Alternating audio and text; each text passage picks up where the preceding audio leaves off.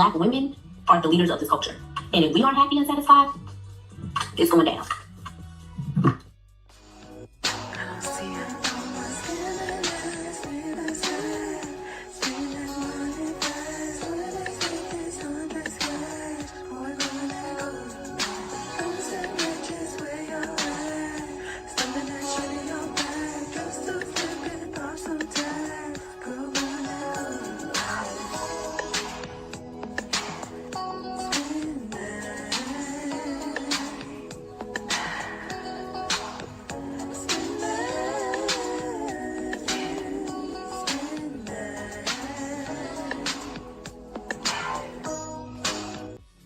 Where all my scanning ass fellas at?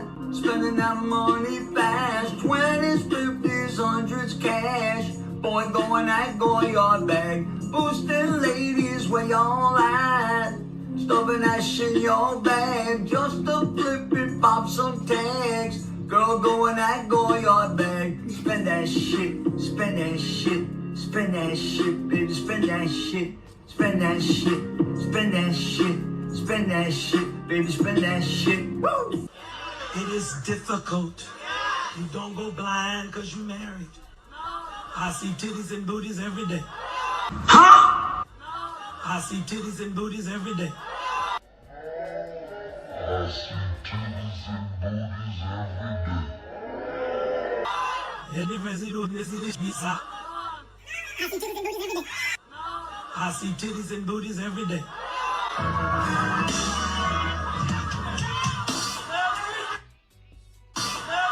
Brothers, y'all gonna leave me out here? I need the men to stand up and say amen. If you ain't said that, all sir. Let the church say amen. Titties and booties, titties and booties, titties and booties. I see titties and booties, titties and booties, titties and booties, titties and booties. I see titties and every day. Titties and booties, titties and booties, titties and booties. I see titties and booties, titties and booties, titties and booties, titties and Wait, the wing makes go. What kind of shit is that? booties, booties and titties and titties and booties, titties and titties and titties and every day. Booties and titties and titties and booties, booties and titties and titties and booties, booties and titties and titties and booties, booties and titties and titties and every day. Titties and booties, titties and booties, titties and booties, titties and booties, titties and booties, titties and booties, titties and booties, titties and booties, titties and booties, titties and booties. I need the men to stand up and say amen.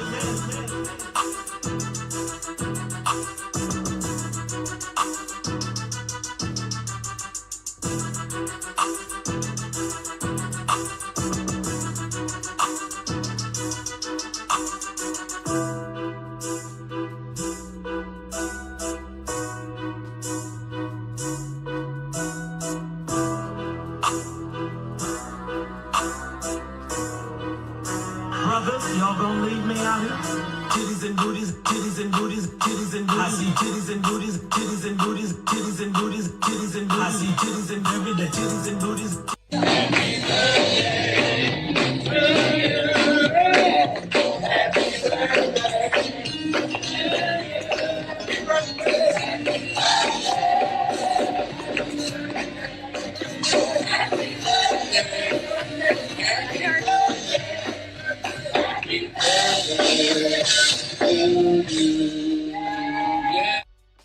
Happy Thursday evening. Let me know that you can hear me, hear the sound machine. Shout out to all of y'all that are here. Hit the like button for me, subscribe if you are new. It's late. It's late. This 8 o'clock is not for me, y'all. This 8 o'clock is not for me, but I've been busy. I had shit to do. So I'm tired. I ain't even gonna lie, I'm tired. But I'm here because we have shit to talk about and things to look at, all right? Then I think tomorrow I do afternoon, early afternoon, like 3 o'clock until like 6 or so. And then I'll see y'all on Saturday after that. Child. Life of a content creator, shit is not easy anyway. So we got to talk about, what are we talking about? Is she nagging or is he just not listening?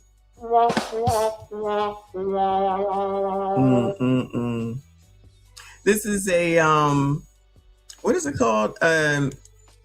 The Giving podcast did this show. I saw it today. I said, oh, how interesting.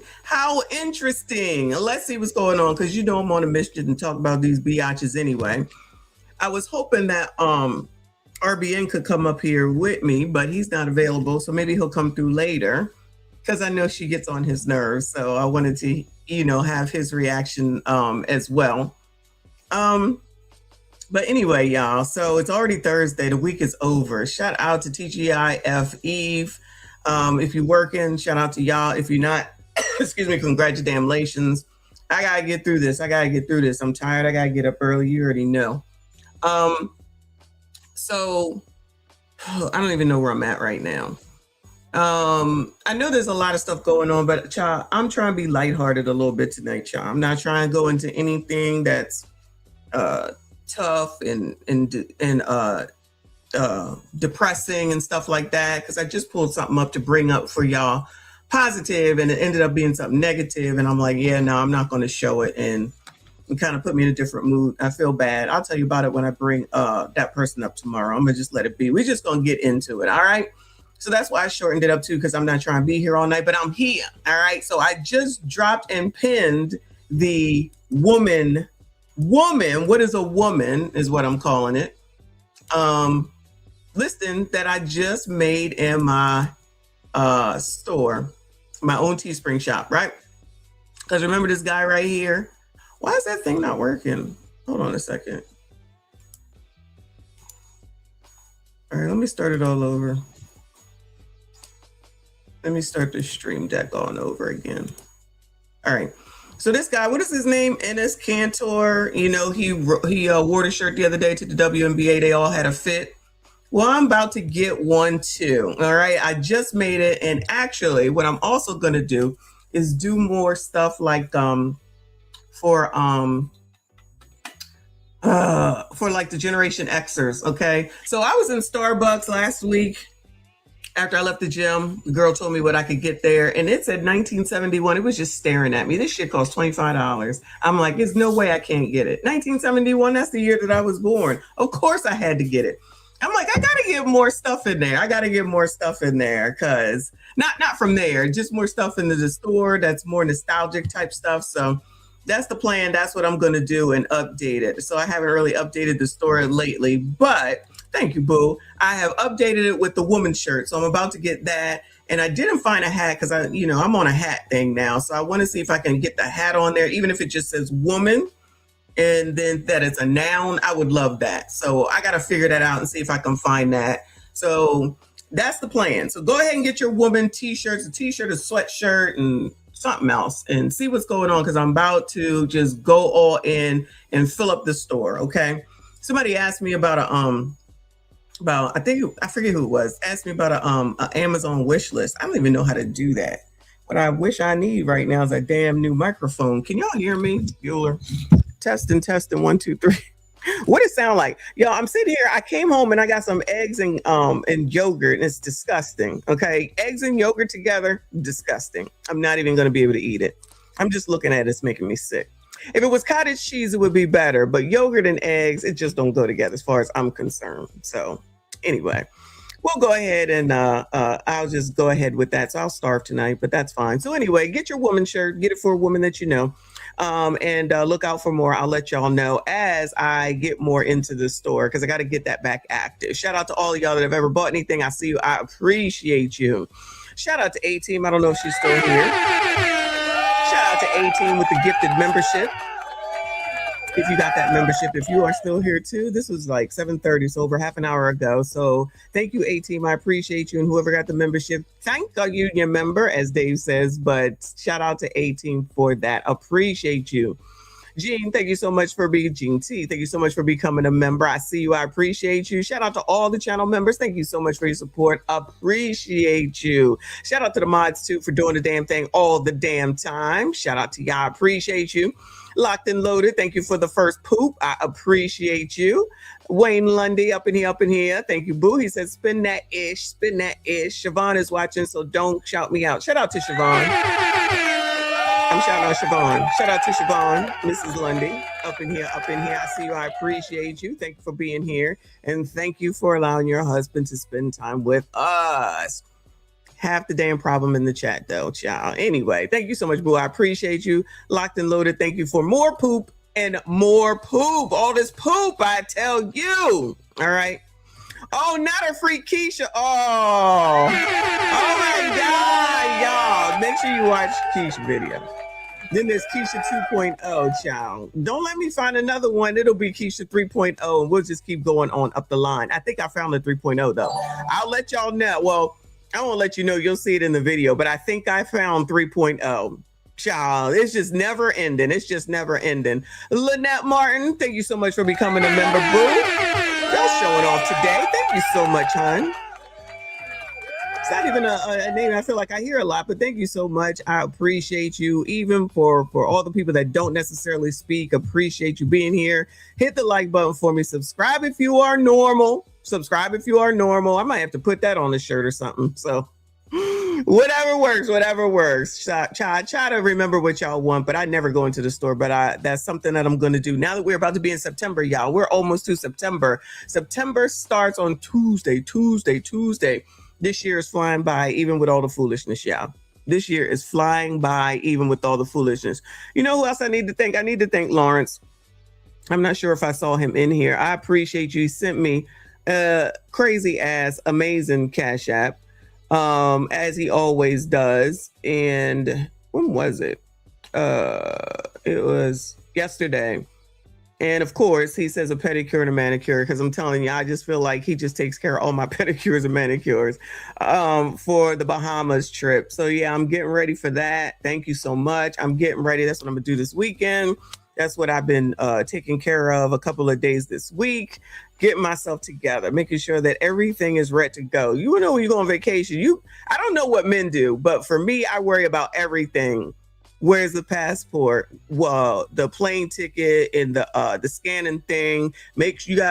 I gotta make sure that my known traveler ID number is on there so that I don't get there, it's not there, and then I gotta stand in a line. Ain't nobody got time for that at 5 o'clock in the morning. I gotta get there at 5 o'clock on the dot. I got to get to the parking garage because I got to park my car and they shuttle me over. But I got to be there at 5 a.m. because that's when the Chase Lounge opens. Because I got to get something to drink. I got to get me a mimosa. I got to get me something to drink and eat real quick. Get on the plane. Get to the ATL. No, get to Miami, Fort Lauderdale, one of them. Then get in there and get me something to eat. Spend the day in Miami. I think I'm spending the day in Miami, at least a little bit of time. And then going to Bahamas later on in the evening. Child, I had to separate these legs. The tickets are outrageous. The tickets was getting outrageous. So I had to try to separate that and do one ways and then a round trip on Bahamas. Woo, but I had to give myself some time because my trainer just came back. That reminds me, my trainer just came back from St. Martin and his plane was delayed and he was out all night. And oh my God. Traveling, it is great, but it can be something. It can definitely be something. So I got to get my shit together. I got to pack this weekend. So anyway, that's what I'm taking care of. But I will be here. Me and Dr. Thunder are going to do a stream on his channel Saturday morning, the one we couldn't do last weekend. So that's going to be 8:30 a.m. And as soon as I see it, I will definitely post it. So hopefully y'all will come over. I have no idea what we're going to talk about, but I think it will be all good in the hood. All right. So yeah. So the woman's shirt, that's what's pinned to the top. Go ahead and get your woman's shirts. I see you. I appreciate you. We're going to start here. All right. So I think Pooh Man sent this to me. Shout out to Pooh Man. And it's from Passport OG. I'm assuming y'all know him. 13.4 on the tube.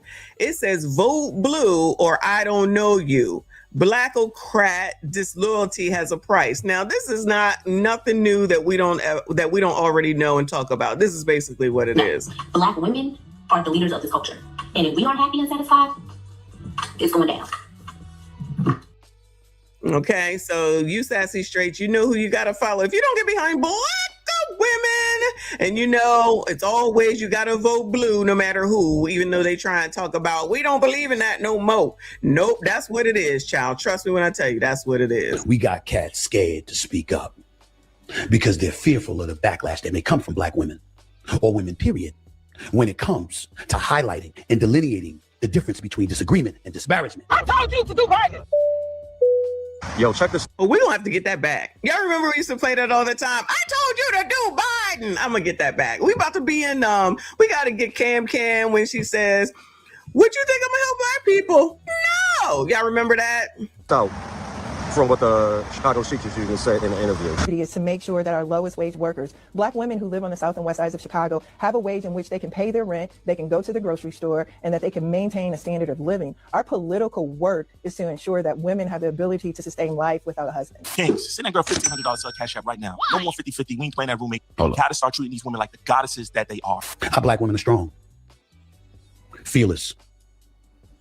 The obstacles that women in this country, particularly Black women, have had to overcome is ridiculous, but it is just as significantly admirable how they've overcome it, and they continue to scratch and claw and elevate along the way while pushing us to elevate. Stephen A. look like he got a body over there, yeah. I am who I am today because of Black women. Can you talk about why Black women in particular are like a good place to start in trying to spread civic engagement? Because we are the backbone of the country. We're your teachers. The backbone of the country.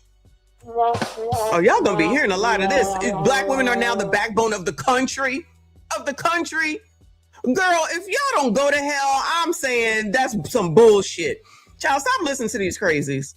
Not y'all, but some of the crazies that are listening to like the trolls and whatnot. Please stop this. Please stop this. Child, she need to look. She probably can't even find her backbone. I said that. I meant that.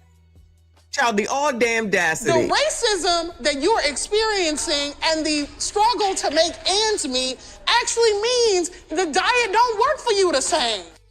Child, already on my nerves. Already on my damn nerves. Shout out to Reaper. I appreciate you. He said, no. How you spreading them legs, child?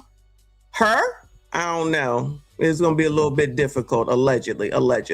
Shout out to one of my favorite women. Shout out to Elizabeth for the cash app. I appreciate you, boo. She said, for keeping us laughing my ass off during these crazy times. Oh, thank you so much. I do try, girl, because if we don't laugh, we going to cry. Ain't nobody got time for that, because, child, don't get up on the camera and start crying, y'all, because we don't have to talk about you. We don't have to talk about you. I'm just saying. We're your bank tellers. We're your bus drivers. You cannot go anywhere without it being affected by a Black woman. And we know that we just need women at the table because right now it's only 15%. So there's no other women there except for Black women.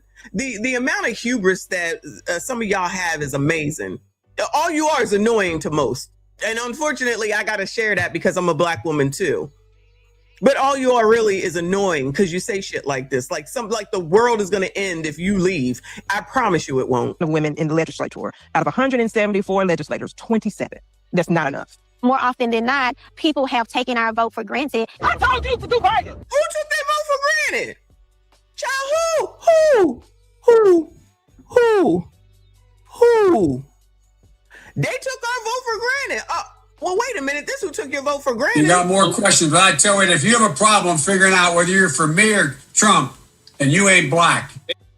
But you still try and vote for whoever on that side, no matter what. They won't even bring you the damn convention down there in the ATL. Y'all over here, we've been taken for granted. No, you're giving yourself away. You're not... You're not being taken for granted. You're giving for granted because you give without asking. You just want to be a part of something so badly. So now it's Democrats. Yeah, we done lost the damn vote. We done lost the vote. Let's go to Trump. God damn. Ain't nobody watching them. But God damn it, Chris. We need somebody there with mother sense.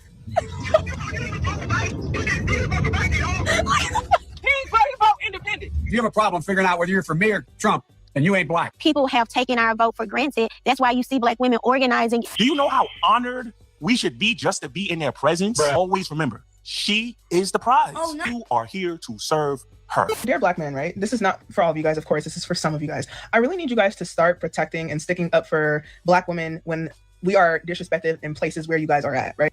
I'm gonna need y'all, or she gonna need y'all to start speaking up for Black women when they're being disrespected and you around. I don't know what's wrong with y'all sassy straights. Y'all better get to it.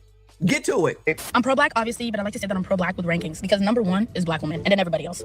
And I'm sure that y'all done heard videos on this about how Black women get, disrespected in the club scene or, in Hollywood or whatever the case is. And sometimes some of y'all participate in that. Some of you Black men participate in the disrespect towards Black women. I'm not pro-Black. I'm pro-Black. Y'all are participating in the disrespect against Black women?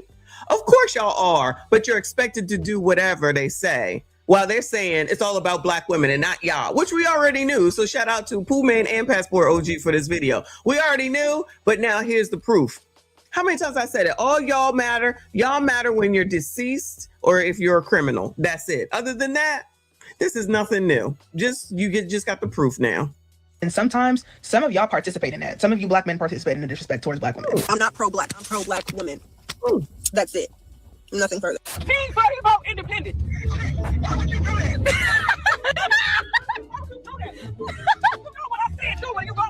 When you ask us to get... You see, this is who y'all supposed to listen to. The young man didn't listen to his mama and didn't vote the way that she said to. Much like the mama for Nitron Cameron didn't go lay down when she told him to after beating him up and telling him he had to get the hell out after giving him a birthday card that says happy birthday, now you get the hell out. Down so that the white woman can sit up. When you ask us to get, get up so the Asian woman can sit up, it's disrespectful. And sometimes I feel like you guys forget that you have black daughters. I'm not fully. Oh, y'all got black daughters, but they don't have black sons. Y'all got black daughters, but they don't have black sons. Pro-black. I am pro-black woman. A lot of the pro-black ideas were created by men who were misogynist. And sometimes I feel like you guys forget that you have black daughters, or that you are going to have a black daughter. Whether or not she's mixed or not, it doesn't matter. She's still going to be a black woman. You know black women are the most disrespected, and you participate in that by doing stuff like that. And then y'all forget y'all have whole black moms. I told you. I said go Democrat, Biden. Now there's a vote that we done lost. Go to Trump. I remember I was talking with somebody not too long ago, and they asked me why I'm a pro-black woman instead of just being pro-black. So let's get into it. Number one, why wouldn't I be? Why wouldn't I be, especially considering the fact, whether you like it or not, black women and black feminine presenting people are the most unprotected group in America. So what was you trying to say before you I said, ladies and gentlemen, why y'all sit this nigga next to me? That's a woman. No, that's a woman. That's a woman. My ID say female. Get this nigga out of my face, cuz. Stop. Why you Yes. Please start protecting black women in spaces where they get disrespected. Don't add on to it. It doesn't make any sense. You are here to serve her. So stay focused. Cut. Yo, we about to do numbers. Them was gonna love this. You know, all you gotta do is tell them hoes whatever they want to hear about it. Bro, we're still recording. If you pay attention to Stephen A. Smith, like him or hate him, he's a very good communicator. What he does here is called the sandwich method. It's praise, criticism, praise. Here, he's saying essentially that many black men are afraid of having any kind of conflict or differing opinions from black women. We saw that in the clip that is famous. But he has to sandwich it in between compliments. And that's exactly what he does to make sure that he doesn't get too much heat. Fuck him. I will do it. Don't worry about it. Big boy, I appreciate you. He said, all I care about is my relatives. Let me drive this home. I don't care. All I care about is my relatives. Let me drive this home. All I care about is a nigga disrespecting my relative, nigga. That's all I care about, boy. That's all I care about. We got cats scared to speak up because they're fearful of the backlash that may come from black women or women, period, when it comes to highlighting and delineating the difference between disagreement and disparagement. Yeah, he's being very careful. Very careful. Our black women are strong, fearless. The obstacles that women in this country, particularly black women, have had to overcome is ridiculous, but it is just as significantly admirable how they've overcome it, and they continue to scratch and claw and elevate along the way while pushing us to elevate. Now, I could say one way or the other, maybe being critical of what he's saying here. I could praise what he's saying here. But what he's actually doing here is he's letting black women hear what they want because it's the way to curry favor with them. We see this with politicians all the time. Black women are the backbone of the community. Black women are holding up America. They're holding up the Democratic Party. And that's how you get their vote. You don't have to offer them anything. So when you hear, I told you to do right, that's because Biden sounds like they're not good negotiators to me, not good in business, not good in a lot of areas for so much bravado is the crazy part about it. Child, the all damn audacity. I'm pro-black woman, child, we know. Child, we know. And you're not really pro-black women. You're only pro-black women that agree with you. You're not really pro-black women. You don't like anyone that doesn't agree with you. Sound like slavery to me, child. But that's okay. Y'all continue on over there on that plantation. Is the pre-decided way you're supposed to vote as a black man, even if he hasn't said anything specific to the black community or black men saying, we're going to give you this. If you have a problem figuring out whether you're for me or Trump and you ain't black. The mere idea of having a different political idea, opinion, or view itself can get you excommunicated as a black man in a black community. Patti LaBelle kicked her nephew out. For her nephew to get out here and act as if we were supposed to check Patti LaBelle over him. The nephew says supporting Trump cost him his relationship with his aunt. Claims he was kicked out of her home after 12 years and has been cut off from her circle.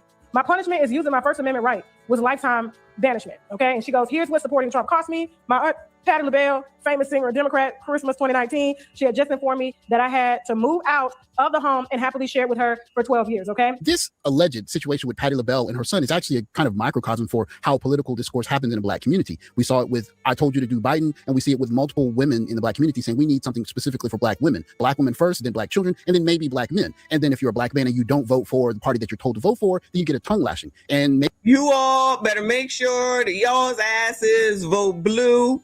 Whoever it is that they decide to tell you to vote for, because now they got to distinguish because they so dumb they got taken over. Dumb as a mall 2026. But these people fail over and over and over again and have the nerve and the audacity to try to tell somebody else what the hell it is that they need to do whilst failing.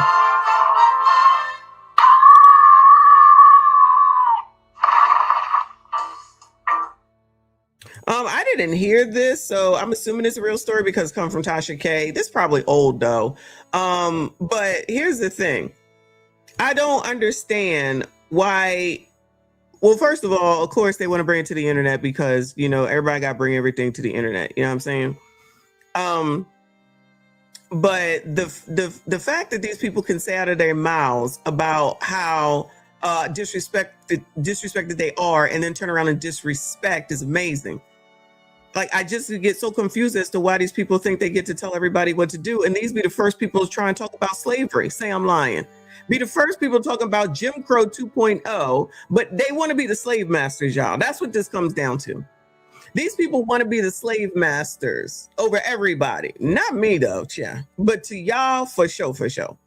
You supposed to be under their feet. Y'all already know. You're supposed to do what they say. Y'all already, you know. You're supposed to be where they say to be. Y'all already know. And that's that. Y'all know it, sassies. Maybe even get kicked out of the house. That is not political discourse. That is political bullying. And so you can understand why a growing number of Black men are saying, I don't know if I want to vote Democrat, but at least I could scare the Democrats into thinking I might vote for them or might vote for someone else, but you're going to have to offer me something if you want my vote. We're not even allowed that bit of independence. It's vote for the right person or else you're going to face the wrath, because otherwise we're... Uh-oh. There's no such thing as the angry Black woman trope. That's a racist. That's a racist. Don't seem to be racist to me, child. Looking out for ourselves as Black women, and you're supposed to vote for what we need. And if you don't do that, then you're not, quote unquote, Black. That I had to move out of the home and happily share with her for 12 years, okay? So when I heard her and her family talking about what a threat Trump was, I asked her, why should I be afraid of Trump when you are the one that just made me homeless, okay? That is a bold statement for you to have to live with somebody saying that you're Republican, but our Republicans like independent, like we take care of ourselves. Like we don't have to live off of anybody. You're mad because she kicked you out of your house after you eating up all her goddamn pies, her food, talking about you got your First Amendment right, your free speech after she took care of you for 12 years. And so you exercised your political right, and she did too, and put your ass out as I would have did too. Your ass got to go here. You grown. You got your First Amendment. Sir, go get your first apartment. How about that? I told you to do right. If you have a problem figuring out... Sound all about the same now, don't it? Whether you're for me or Trump, and you ain't Black. The tweet reads, here's what supporting Trump cost me. My aunt is Patti LaBelle, famous singer and Democrat. Christmas 2019, she had just informed me that I had to move out of the home I had happily shared with her for 12 years. So when I had heard her and my family talking about what a threat Trump was, I asked her, why should I be afraid of Trump when you're the one who just made me homeless? Her family instantly attacked me and threw me out of her house. Sounds like Brandon Jamal. Y'all remember when he was talking about Jasmine Crockett? I don't understand why you Black bitches think that you rule and run anything. Child, I think it's hilarious. It's clearly about y'all, because ain't no way. You call me all the names you want. I don't care, because I know you're not pro Black woman. You're not really pro Black, and you're not pro Black woman. You're just pro bitch. What it really comes down to is pro biatch. And then the things that people say are true, specifically angry Black woman. You can lie all you want to. That's why y'all get all riled up. This shit with the damn Texas Roadhouse, child, y'all looking crazy. I'm in the middle of a video on it. I don't even know if I'm gonna do it, because really I don't care. Because y'all still gonna go out and eat like dummies. Sit up here and whine and complain, try and tell everybody else how much they need to give, and then you get on to damn TikTok talking about how much you don't have. Just be lying to yourselves, because one, nobody cares. Two, it's your life. So if you want to be downtrodden, then be downtrodden. For being the most educated, you certainly are the most stupid when it comes to just daily life and living. Just making basic choices is not making any sense. You don't even grasp the fact that you own no one. You want to be slave masters. Let's just admit that right here, right now. That heifer talking about you should have done Biden, black woman. I would never say that to my children. I took them to vote. You go in there, you vote for whoever the hell you want to. Y'all don't even believe in free will. All y'all believe in this alleged control that you don't have. Maybe over LTMs like Ricky Rowley and the rest of those clowns. But anybody that's got some real backbone and real fucking balls ain't listening to no bullshit from a bunch of failing bitches for the most part. Child, the stats is the stats is the stats. You're annoying as fuck to so many people. And the fact that I'm a black woman, I get lumped into that shit. But that's okay, because people need to know that there's a difference between us. I don't be telling nobody what to do. The people I needed to tell what to do, I told them what to do when they was minors. Now they can do whatever the hell it is that they want. I don't give a damn. You've been told, you've been taught, your choices now are yours. You're going to figure it out one way or the other. And I wish the hell I would come out here telling somebody who they can vote for. You might as well be telling somebody when they can go use the bathroom, when they can go outside. That's what you do to kids. Y'all ain't even paying attention to your damn boxes of rocks. Y'all ain't even paying attention to your damn kids. You want to get mad at the man who's letting y'all know that your kids is boxes of rocks, of which we already knew that was boxes of rocks. And instead of listening, you would rather get mad at him and take him down. Your kids are still dumb. Your kids are still dumb. And they're going to end up in one of two places where y'all really like them. Y'all know where the two places are. That's what it comes down to. It's disgusting. It's disgusting. And more people need to call that shit out. Fuck that. I don't care if you're a black man, a black woman. I don't care. And honestly, at this point, I don't care if you fucking white. And this is the reason why. Because you bitches ain't got no problem with none of these black bitches that got white husbands. Not their problem, but you be the first ones talking about fucking racism. Soon as it's a black man, you got a problem. Soon as this man obviously goes over to wherever the hell he goes to, then you got a problem. Any of these people go over to somewhere, then you got a problem. You tell somebody talk about they married, you got a problem. Child, when don't y'all have a problem? I'm trying to understand when the shutting the fuck up happens. I need somebody to help me understand when the shutting the fuck up happens, because it ain't happened yet. Uncle Rick, I appreciate you. He said, Stephen A. need to just go ahead and stay in his seat, stand on your words, apologizing and covering in the sick is the same thing you're supposed to be correcting. Okay. I think he needs to be quiet too. I think he need to stand on business, and whatever he do. But I feel like he just worried about these bitches. I promise you, I worry about none of them. Fuck them. None of them. I don't give a fuck. You don't tell anybody what to do. Nobody. You're freaking always talking about slavery and then turn around trying to tell everybody what to do. What's the damn difference? You own no one. You cannot tell other people what to do. And this is why you got issues with the reason why you have issues in every aspect of life is because you're an issue in every aspect of life to everyone else. And that's why you're seeing more people that are non-black speaking out, because everybody's tired of the bullshit. And you don't even give a damn that you could be putting other people in danger with y'all's bullshit. All of y'all, I don't give a fuck. Take this video and watch it the fuck. I don't care. All views fucking matter. I stand by that shit. I said that. I meant that. Now what? Because this is not how you, what is that book called? What's the book called where you win friends and influence? Y'all don't even, for being so educated, y'all probably didn't even read that damn book. What is it? Winning friends, whatever that. You know what I'm talking about. Y'all don't know how to influence. Y'all don't know how to win. All y'all know how to do is try to command and demand. And people is tired of your damn mouth. When y'all don't want to go back to the days of traditional women, but you want to go back to the days of slavery by telling everybody what to do. Why the fuck do you think that that's a thing? I just be so confused. Why the hell you think that's a thing? You don't want to go back to being traditional women, but you want to go back to where you think you get to tell everybody what to do. It don't work that way. Cam said we ain't going back. It seems like these gentlemen ain't going back. Just last year, she had a problem with me talking about my life with her on this platform. My punishment for using my First Amendment. Now listen, I don't know, this dude came out whenever this happened trying to talk about Patti LaBelle. He wasting his time too. Child, waste of time. All they're going to do is clown your ass. Waste of time. Right. This way was lifetime banishment. And as of today, she's still not speaking to me. And because she's not speaking to me, and no one in her circle is speaking to me, and this will apparently last the rest of my life. Why? Because no one violates and disrespects democracy and free speech more than Democrats. I've learned that lesson on Black Christmas, and I've been learning it ever since. And even though I've gotten out of politics, they still hate me. But all that tells me is that I'm doing something right, because I'd rather vote Republican because I want to than Democrat because I have to. he signs off, God bless America. I told you to do right. Whether this turns out to be true or not, and maybe it's just something he did for some clout on social media, it's so typical in black political discussions. That's why it resonates, that if you don't vote. Look at Patti LaBelle with her blonde white woman hair. We're gonna sit up here and tell him that he can't vote for whoever he wants to, regardless of if it's Trump or whoever the hell it is. All these bitches always got this white woman hair in and talking about racism. How that work? Where they do that at? How much sense does that make? Yeah, I got a fucking wig on, but it's different because y'all sitting up here trying to look like white people. I'm not trying to look like white people. Y'all sitting up here with fucking blonde hair. We don't have no fucking blonde hair. We ain't got no blonde hair. Then you making it straight AF, just like when the woman said that he said nappy. Nappy, not straight. You are not Kim Kardashian, bitches. You're not Kim Kardashian. Give it up. Vote for the Democrats as a black man, you are a traitor to the black community. We even had Barack Obama, President Obama, come and wag his finger at black men and say, you're afraid of a black woman being president instead of coming to black. Yeah, fuck that nigga too. Talking about you need to have a gay man in the home and y'all gonna let that stuff fly. Just like you let that Cindy Star stuff fly. Just like you let that Quiet on the Creek Saucy Santana fly. Y'all ain't shit. Y'all sitting up here listening to men dressed as women thinking you listening to women. Stupid. Black men and saying, we're going to offer you this and this and this for your vote. Please consider voting for us because we hear you, we see you. We don't get that discourse in the black community. Now, we could talk about him still living with his mother, but we could also say, imagine if the father is living in a house with a daughter and the father says, you vote Republican or I'm going to kick you out. Now, that's going to get a very different reception in the black community because we're told that there's only one way to vote.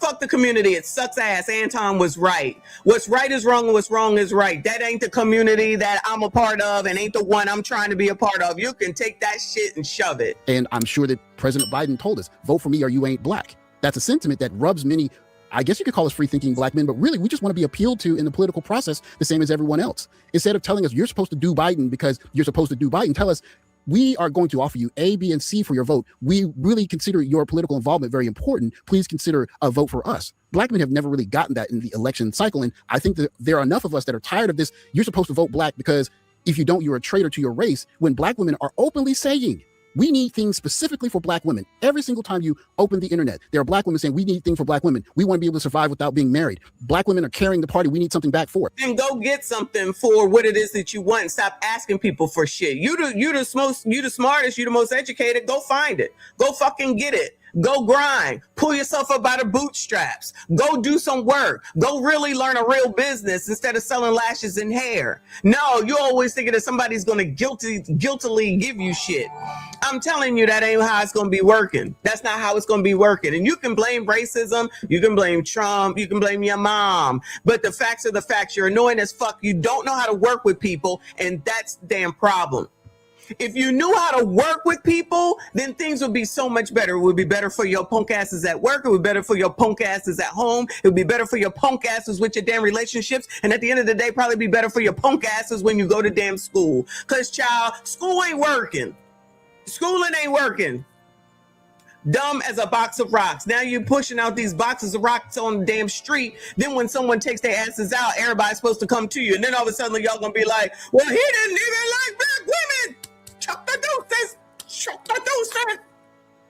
We're not going to keep. That's what y'all do. You run over the cliff. You don't even know what you're running over the cliff for. You just see some alleged racism, just like what y'all doing with this damn Texas Roadhouse. Y'all going to the damn Texas Roadhouse, and y'all so dumb, you don't even realize your asses should have been stopped eating out. You should have been stopped eating out. Fucking child, can't think of his name right now. That tell you about the finances all the time that we listen to. He been told y'all to stop eating out. No, y'all heard Klarna is giving you 6 months to get McDonald's. That sounds crazy. That sounds crazy. I don't give a damn how much McDonald's costs. You don't need it, you fat bitch. How about you eat some protein? How about you eat some eggs? Go home and make some fucking eggs and some cottage cheese. Not eggs and yogurt, though. I'm against that. Yeah, I'm not going to eat that. Nah, that ain't what black people eat. That's what white people eat. Well, white me the fuck up. Because what we not going to do is sit up here and keep eating the same shit, have the same damn diseases, and then turn around and say that it's because of the Tuskegee experiment. Nah, it's because you stupid. Shout out to Elizabeth with a 5. I appreciate you. She said, I had to sit down with my boo about not dating white women. He just looked at me and walked away. I asked him what happened. Child, if you don't leave these men alone, Elizabeth, oh my God, between her boyfriend and her son, I'd be concerned. I can't with you. Leave them men alone. Shout out to Deborah Leone. I think that's what that says. Thank you for the laughing disco, hun. I see you. I appreciate you. But when black men attempt to do the same thing and say we're not going to vote blindly, we are traitors. We don't want to vote Republican. We just want to be appealed to in the political process like everyone else. And if that's the price of being called a traitor, then call me a traitor to the black community, because I'd rather that than to continue voting blindly for a party that only throws us a bone every now and then, if even that, while black women tell the whole party in the world that they need something special that's for them without asking for anything for us as black men. Selfish. Just selfish. Ain't nothing changing. Then you get on the damn talk and then start talking about, we can't fight a man. Men don't approach us. Who the fuck wants to approach you? Who? Why? Approach you for what? For what? Moving on, child. Moving on. So we're going to watch the Forgiving podcast. Oh, no, it's the Giving podcast with Sarah Fontenot. Your nagging is keeping you single. Is this thing on? Your nagging is keeping you single, biatches. Child, ain't going to listen to me. Fuck them. Difference between girlfriend and wife is yours and mine versus ours. This is our house. When we have cars, these are our cars. And I'm not living in a delusion. These are our kids. Do you think that nagging creates the thing that you want to create? Like the love and the joy and the peace that you want to feel in the home? There is nothing that nagging brings to you other than stress. Too many people come at their partner. You're the problem. You didn't do this. Why'd you forget that? You're not listening to me. You don't ever whatever. You just shut down. And if that's how a conversation starts, it's not going to get better. It's just going to get worse. I don't think enough women move like they need a man, because guess what? They don't. I don't need no man. I don't need no man to pay my bills. You're not even happy with you. You're not even out here being the best version of you 100% of the time. But this man is supposed to. You are comparing a man to a woman, mad that he's not a woman, mad that he's not thinking and moving the way you want him to, but it's his fault. It doesn't make any sense. I think that women are not emotionally regulated enough to be happily married. Ooh, that's a whole new thought.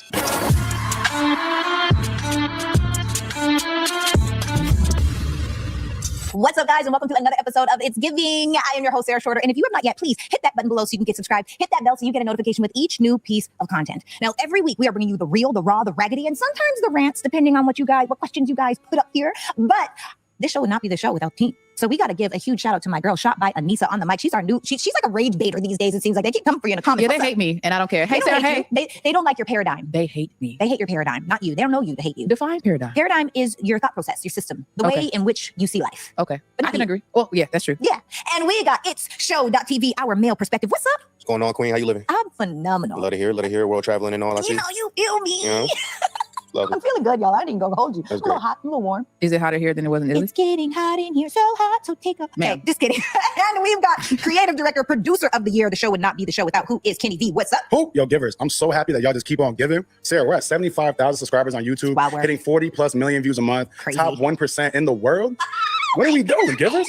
And then we just hit year 3. Are we close to our anniversary? Hit year 3 tomorrow. Well, when this comes out, it was just our anniversary. We're 3 years old, This is the most guys. exciting day of my life. Let's 3 go. years. 3 years. It's been a long Do you know time. the consistency that is? Listen, Like- it was a long time coming. Long time We coming. stuck it in. Guys, When you 3 committed, you years. committed, Okay, man. we've been doing this for 3 years. Let's go. So without further ado, let's do it. Also, Kenny, really quick, does this need to go this way? Sorry, I wouldn't be me if I weren't me, and I am me. So just looking at the frame that I see, I'm just letting you know that. Okay, Anissa, Yes.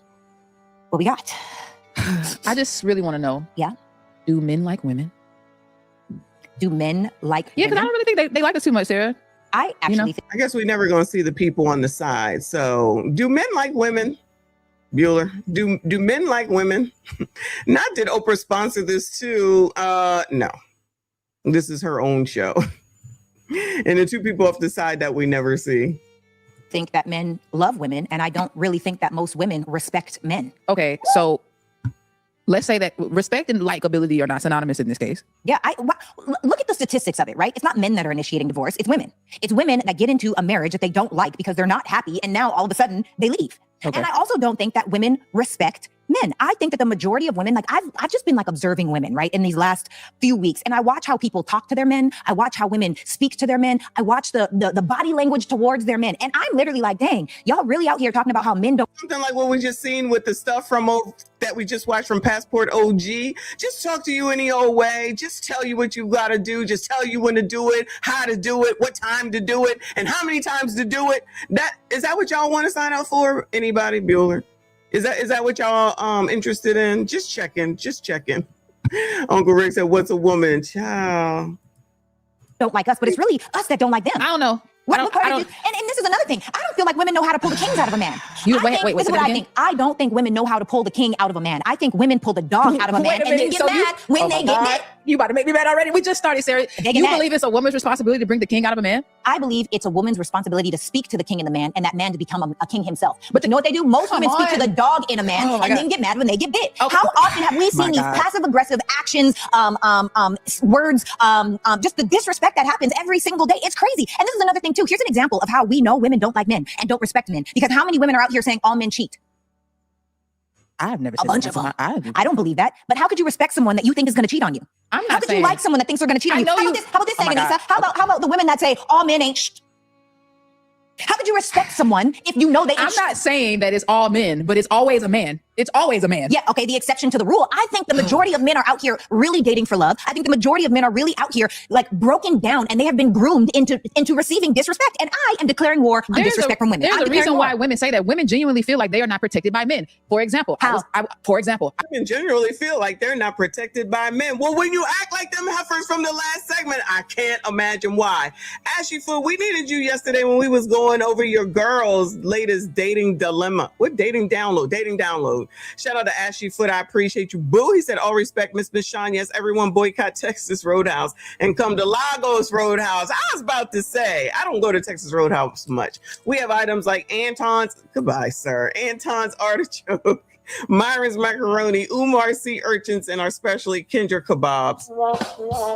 I definitely pass on the Kendra kebabs. You're so crazy. Shout out to Ashy Foot. We was looking for you yesterday too. I was going over that video. I appreciate you, boo. I was in the park taking a nice little brisk walk on my little walk. Man with 5 dogs, 2 pit bulls and 3 huskies without a leash, just roaming. The dogs started walking towards me. I'm like, and I don't like other people's dogs. Bro, get your dogs. And this nigga started yelling at me. Okay, pause. No, I gotta pause you. I have to pause you, Anissa. Oh my God. Because you just said, bro, get your dog. I didn't say. Now, I bet you didn't say it just like that. Now, hear me out. Hear me out. I think that we as women, we have gotten too comfortable in our disrespect. And I think that a lot of the times we as women speak to how we want a leader in men, but we don't even let them lead. Here's another example of how we don't let them lead. We get into a relationship with a man and then we're so busy trying to tell him everything he needs to be, everything he needs to do. Like who you need to vote for, where you need to live, when you need to go to sleep, when you can be up, everything. We've seen it over and over and over again.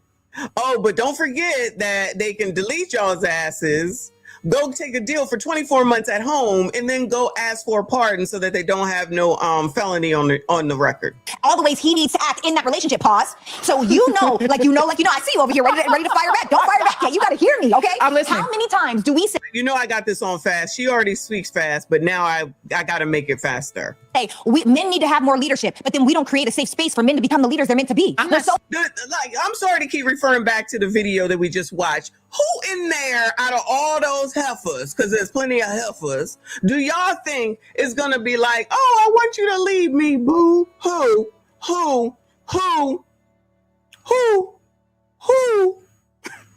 Do y'all think any of those women in that segment are allowing some man to lead them anywhere except for the Texas Roadhouse for fucking lunch? Where? Who?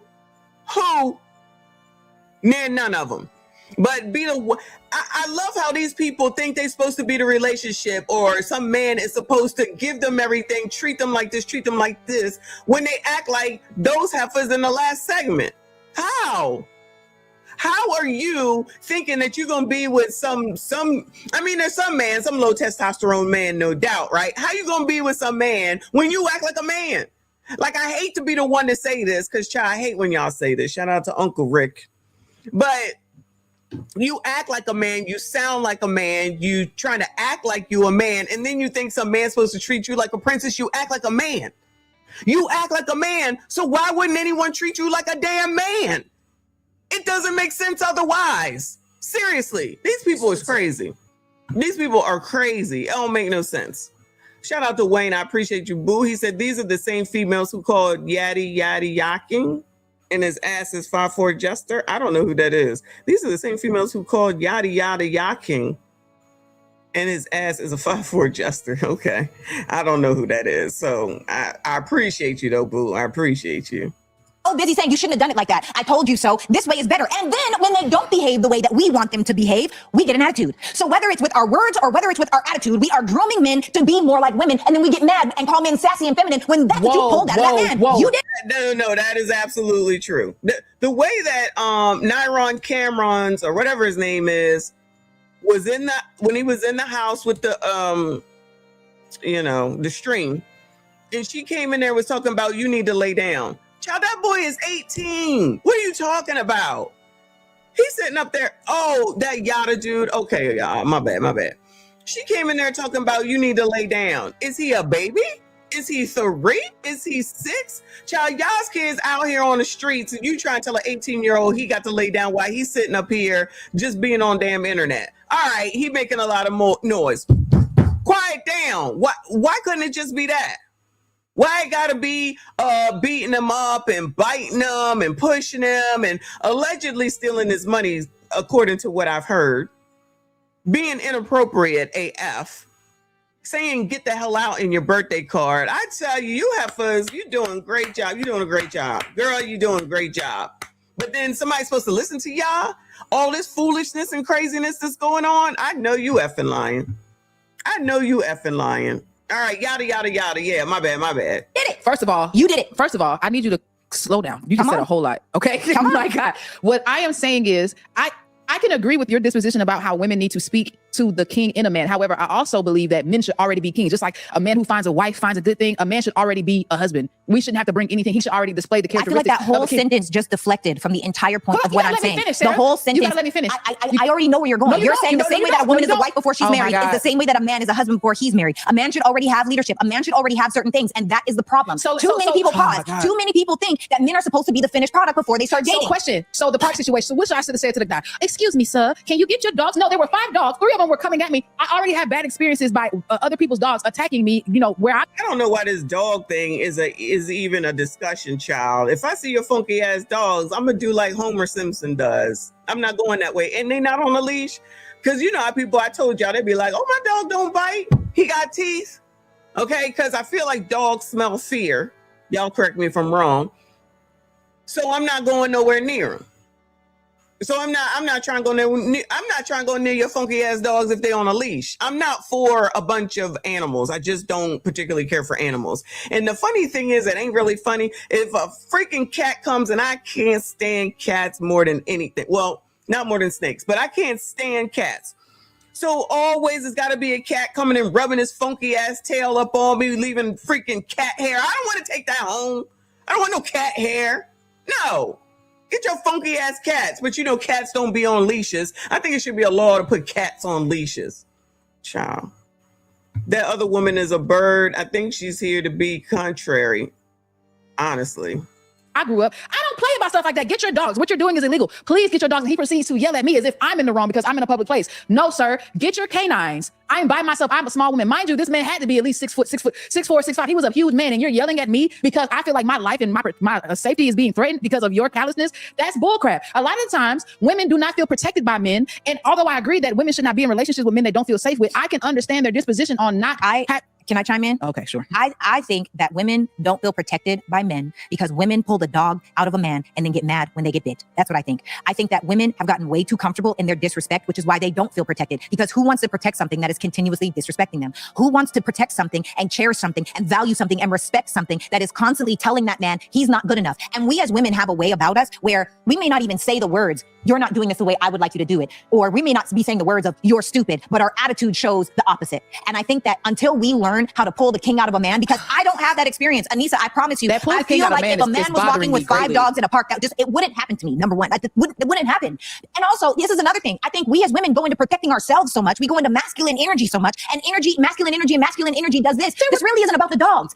This is about how many men automatically, when you become that woman. Child, I'm just going the opposite way. I'm not trying to sit here and play no games with no damn dogs.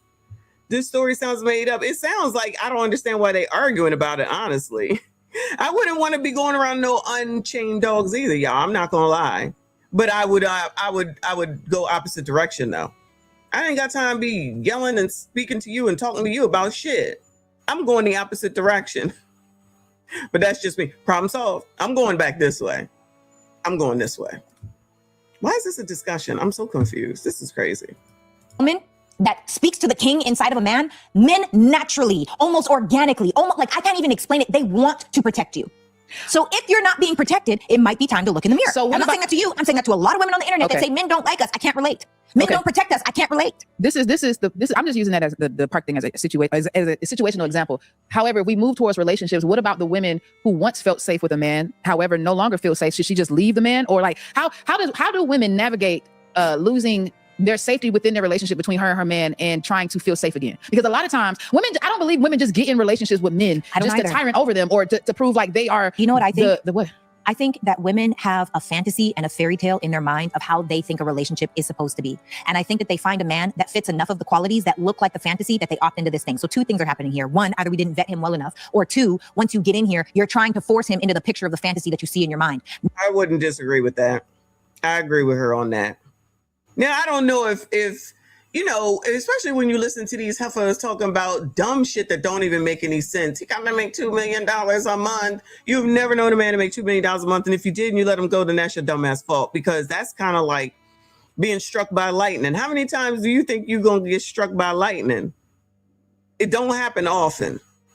And somebody just said, and these heifers be acting like you broke, child. How you always talking about you got all this money and you tell everybody else what to do and you got a business and you the most educated. And then as soon as somebody come through, it's like, I need money for my washer and dryer, child, or some dumbass shit, whatever these people be saying. Not letting that man be a man, not letting that man lead you. How many times have we seen women say, oh, I can put my own bags up. Oh, I can open my own door. It's all start small. If you, who would even say that? Why wouldn't you just let the damn man open the damn door? Just like opening the door. Because you know all these people always talking about, oh, somebody let the door slam on me. That was rude. That was racist, child. Every door I done been through this damn week, somebody done held the door, including the elevator. One time, one nigga didn't hold the damn elevator. He actually held it for white women. All right, I peeped that shit, right? But you know, I don't come out here with all this stuff with those types of stories, but anybody else for the whole damn time, they've held the door for me, right? Or opened the door for me. So the one time that one nigga was holding the door for white women, was I supposed to scream, oh my God, oh my God? Is that what I was supposed to do?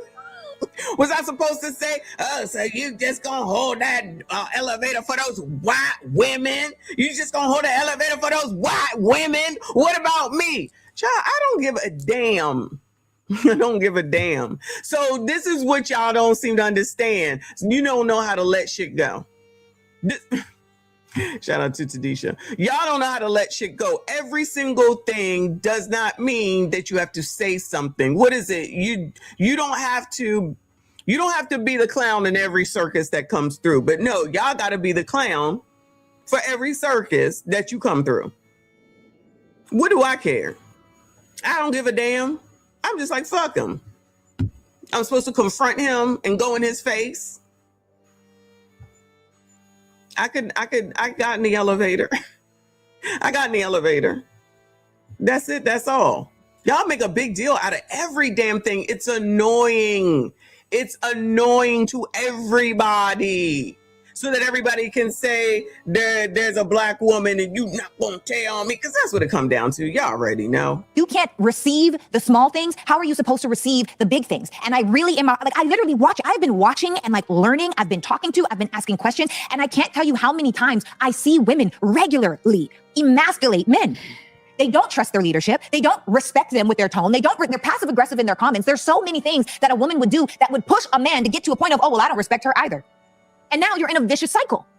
So what would you recommend? Women just not be in relationships until they know how to regulate their emotions? A woman needs to learn how to regulate her emotions. A woman needs to stop expecting a woman out of a man. A lot of these women just need to date women. Oh my God. Oh, God. a lot of these women just need to date women. She might be right. I mean, that ain't gonna work out either, but she might be right.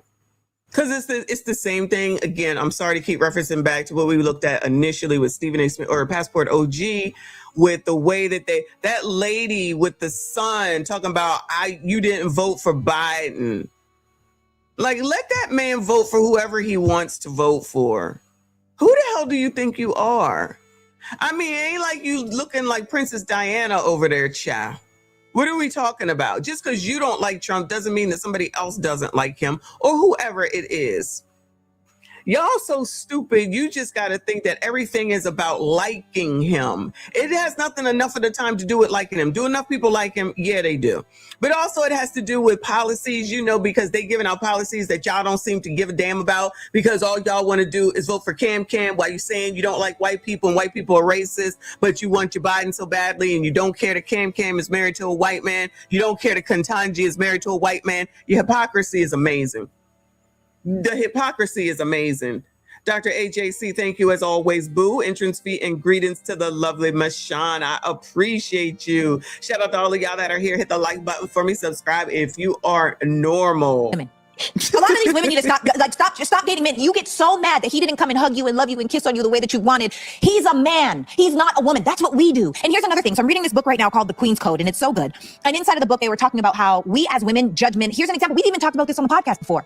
How women will say, oh my God, if you met a man and he's emotionally regulated and he's emotionally intelligent and he's funny and he's attentive and he's affectionate and he cooks for you and he cleans for you. And they were like, that man is every basic woman. Ooh. So like the best man is every basic woman. The problem is women are comparing men to women.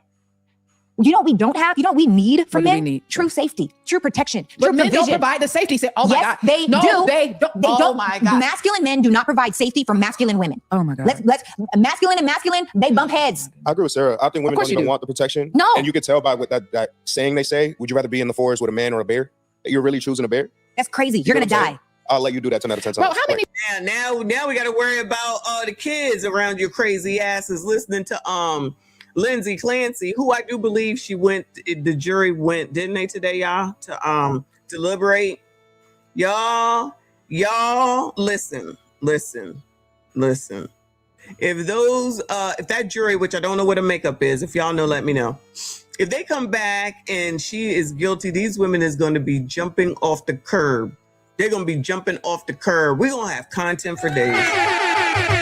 Child, we're going to have content for days.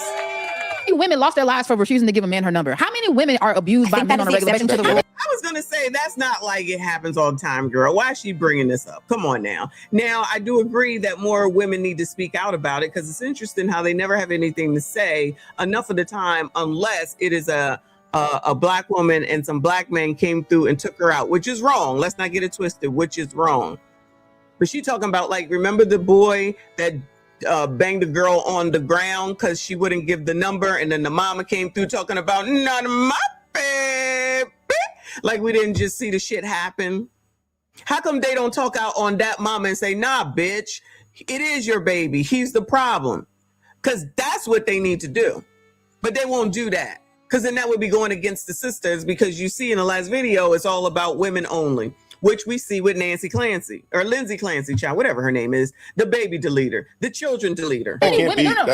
Because here's the thing, there's always an exception to the rule. There are women who abuse men, but in the majority of domestic abuse relationships, how many of those victims are women? So you're saying the majority of women that say no to men get shot? I didn't say the majority. It happens. I think you're speaking, and this is the problem. And this makes me mad too. I want to get me one of those pillows. Where I get one of them from? Because this happens every day on our show. Not with her on it though, with me on it. How people will be like, but there are people that get the man based on whatever, but it didn't happen to you. Okay, if it didn't happen to you and this is not in your radar, let it go. It's obviously not a message for you. A lot of these people are speaking from experiences they don't have. It is not the majority, and maybe in certain areas, maybe in certain neighborhoods, but for the majority of people that you're going to get shot because you didn't give a man your number. First of all, why are you even in a place where a man? Like, how does this even happen? What do you mean? This is happening on public transit. This is happening in places that are common places for people to be. It happens the majority of the time. No. It's happening in places, and I'm not talking about anybody under 18. All right, I'm not talking about no kids. She right. Where is this shit happening at? Ain't no place that I would ever be that somebody is gonna go and delete me or slap me if they was like, oh, can I have your number? It'd be like, oh no, I'm not. I'm married. And they gonna what? Delete me? No. Where the hell she hanging out at? That's not a thing. Because if black men are around, you're supposed to protect her, even though she put herself in that dumbass situation. Because there's hoods. Let's not get it twisted. There are hoods, and I'm not just blaming the hood, but there's hoods that people go to after work. I'm sure you have these same things where y'all live at, right? Where you know you can go and you can get a Coke and a Smile, a real drink for $5, and you can sit there for hours and be drunk after 3 drinks because they fill it to the rim. Then you can get some chicken for $5. Everybody know where that's at. That's where a lot of blue collar men will go after work and they go get something to drink. They go to Woosah, and they go to hang out with like-minded people. But the place is in the hood. So there's a lot of hood elements that come in there too. So if you want to hang around men that are hood elements, because I thought these people wanted people that make 6 figures and 7 figures.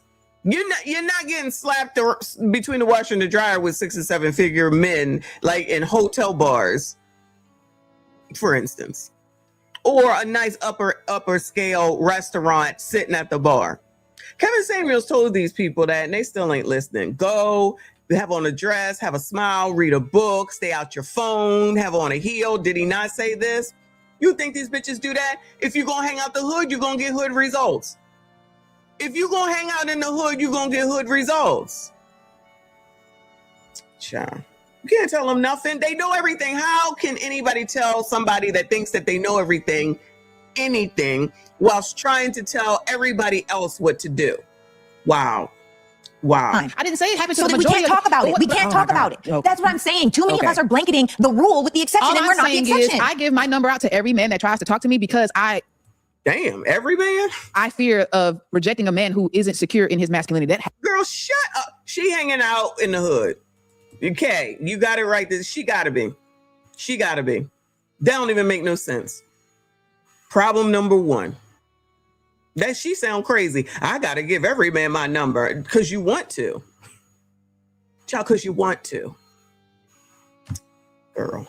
Happens. I don't turn men down. I give them my number because the possibility. Well, if you, I think that there are men out here that are mentally ill. There are men out here that are really here to kill and destroy, right? But there are also women like that. We cannot sit here and act like all men are just terrible because that's not the truth. I'm not saying that all men are not terrible. What? Just somebody in the comments said the question was, do women like men? That's what let us hear. I thought Right. that was funny. No, actually, do men like women? That's what that was the question. Men do like women. I don't think women like men. I don't agree. I don't think women like men. And more than they. Women don't like men. Enough women do not like men. Just like they said, it's all about black women and nobody else. Like they're their own race. Black woman is a race, y'all. That's what we've learned today. They're their own race, and you sassy straights are not included. You better get your own because they ain't out here doing nothing for you, but expect you to do everything for them. Ain't that crazy? They don't like men. I don't think women respect men. Even women that are in relationships. Here is an example. How many times do we nag? Do you think nagging creates respect? Do you think? What is nagging? What do y'all think nagging is? Is it just saying the same thing over and over and over again?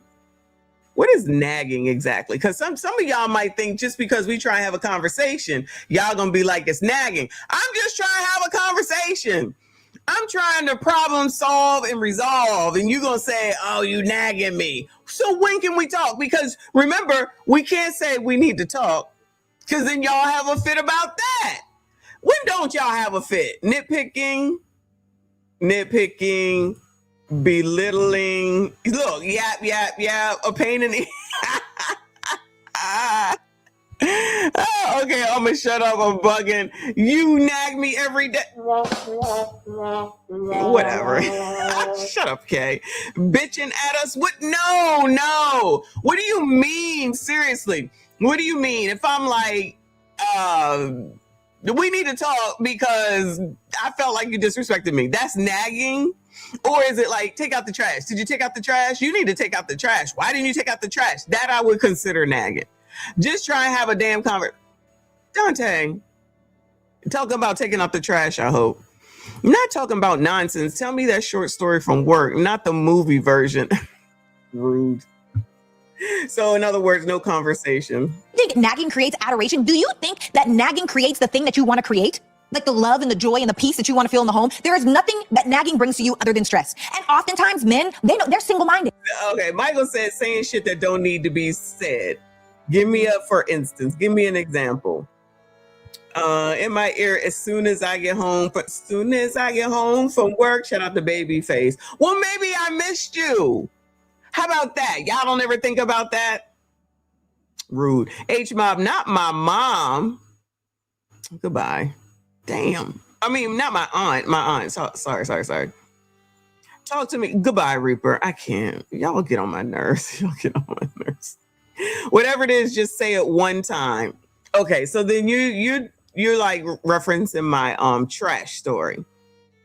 Look at this example. We need to talk. I can't stand y'all. I can't stand y'all. I can't say anything. They're one-track minded. They're trying to get a result here, getting a result there, so you think that you're doing something by being mad and having an attitude. Meanwhile, he's over here in his own head living his best life. Stop stressing yourself out.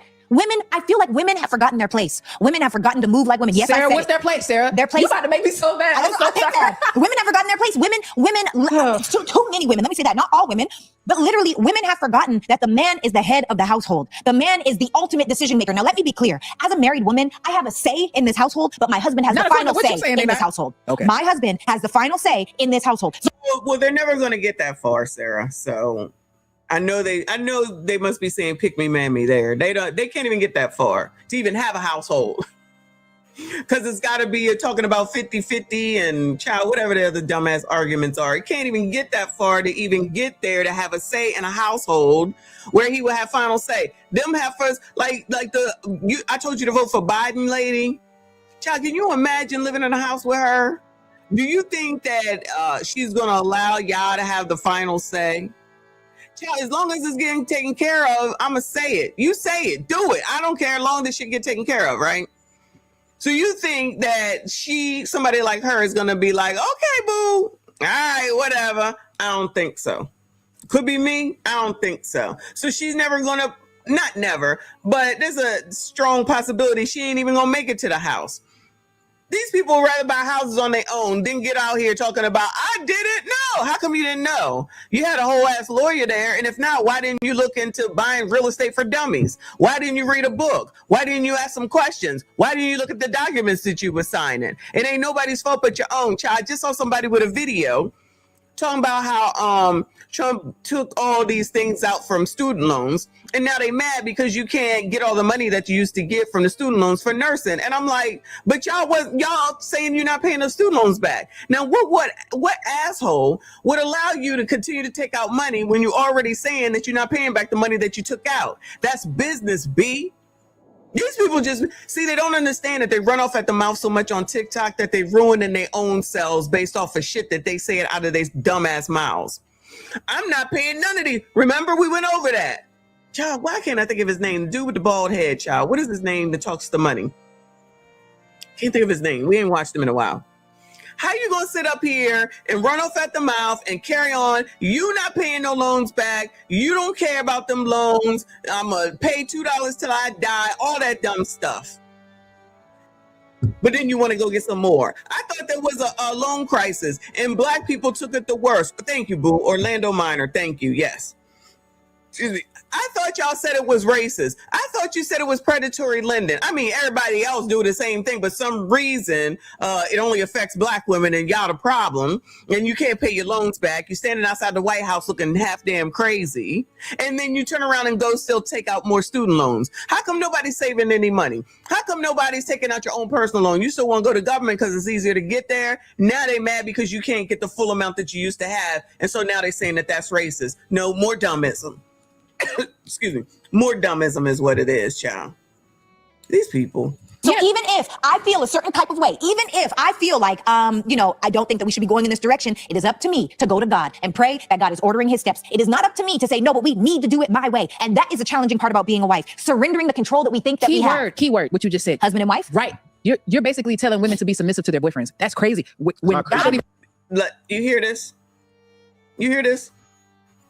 I'm telling you, enough of them ain't never gonna make it to the house, having a house together. They not gonna make it that far.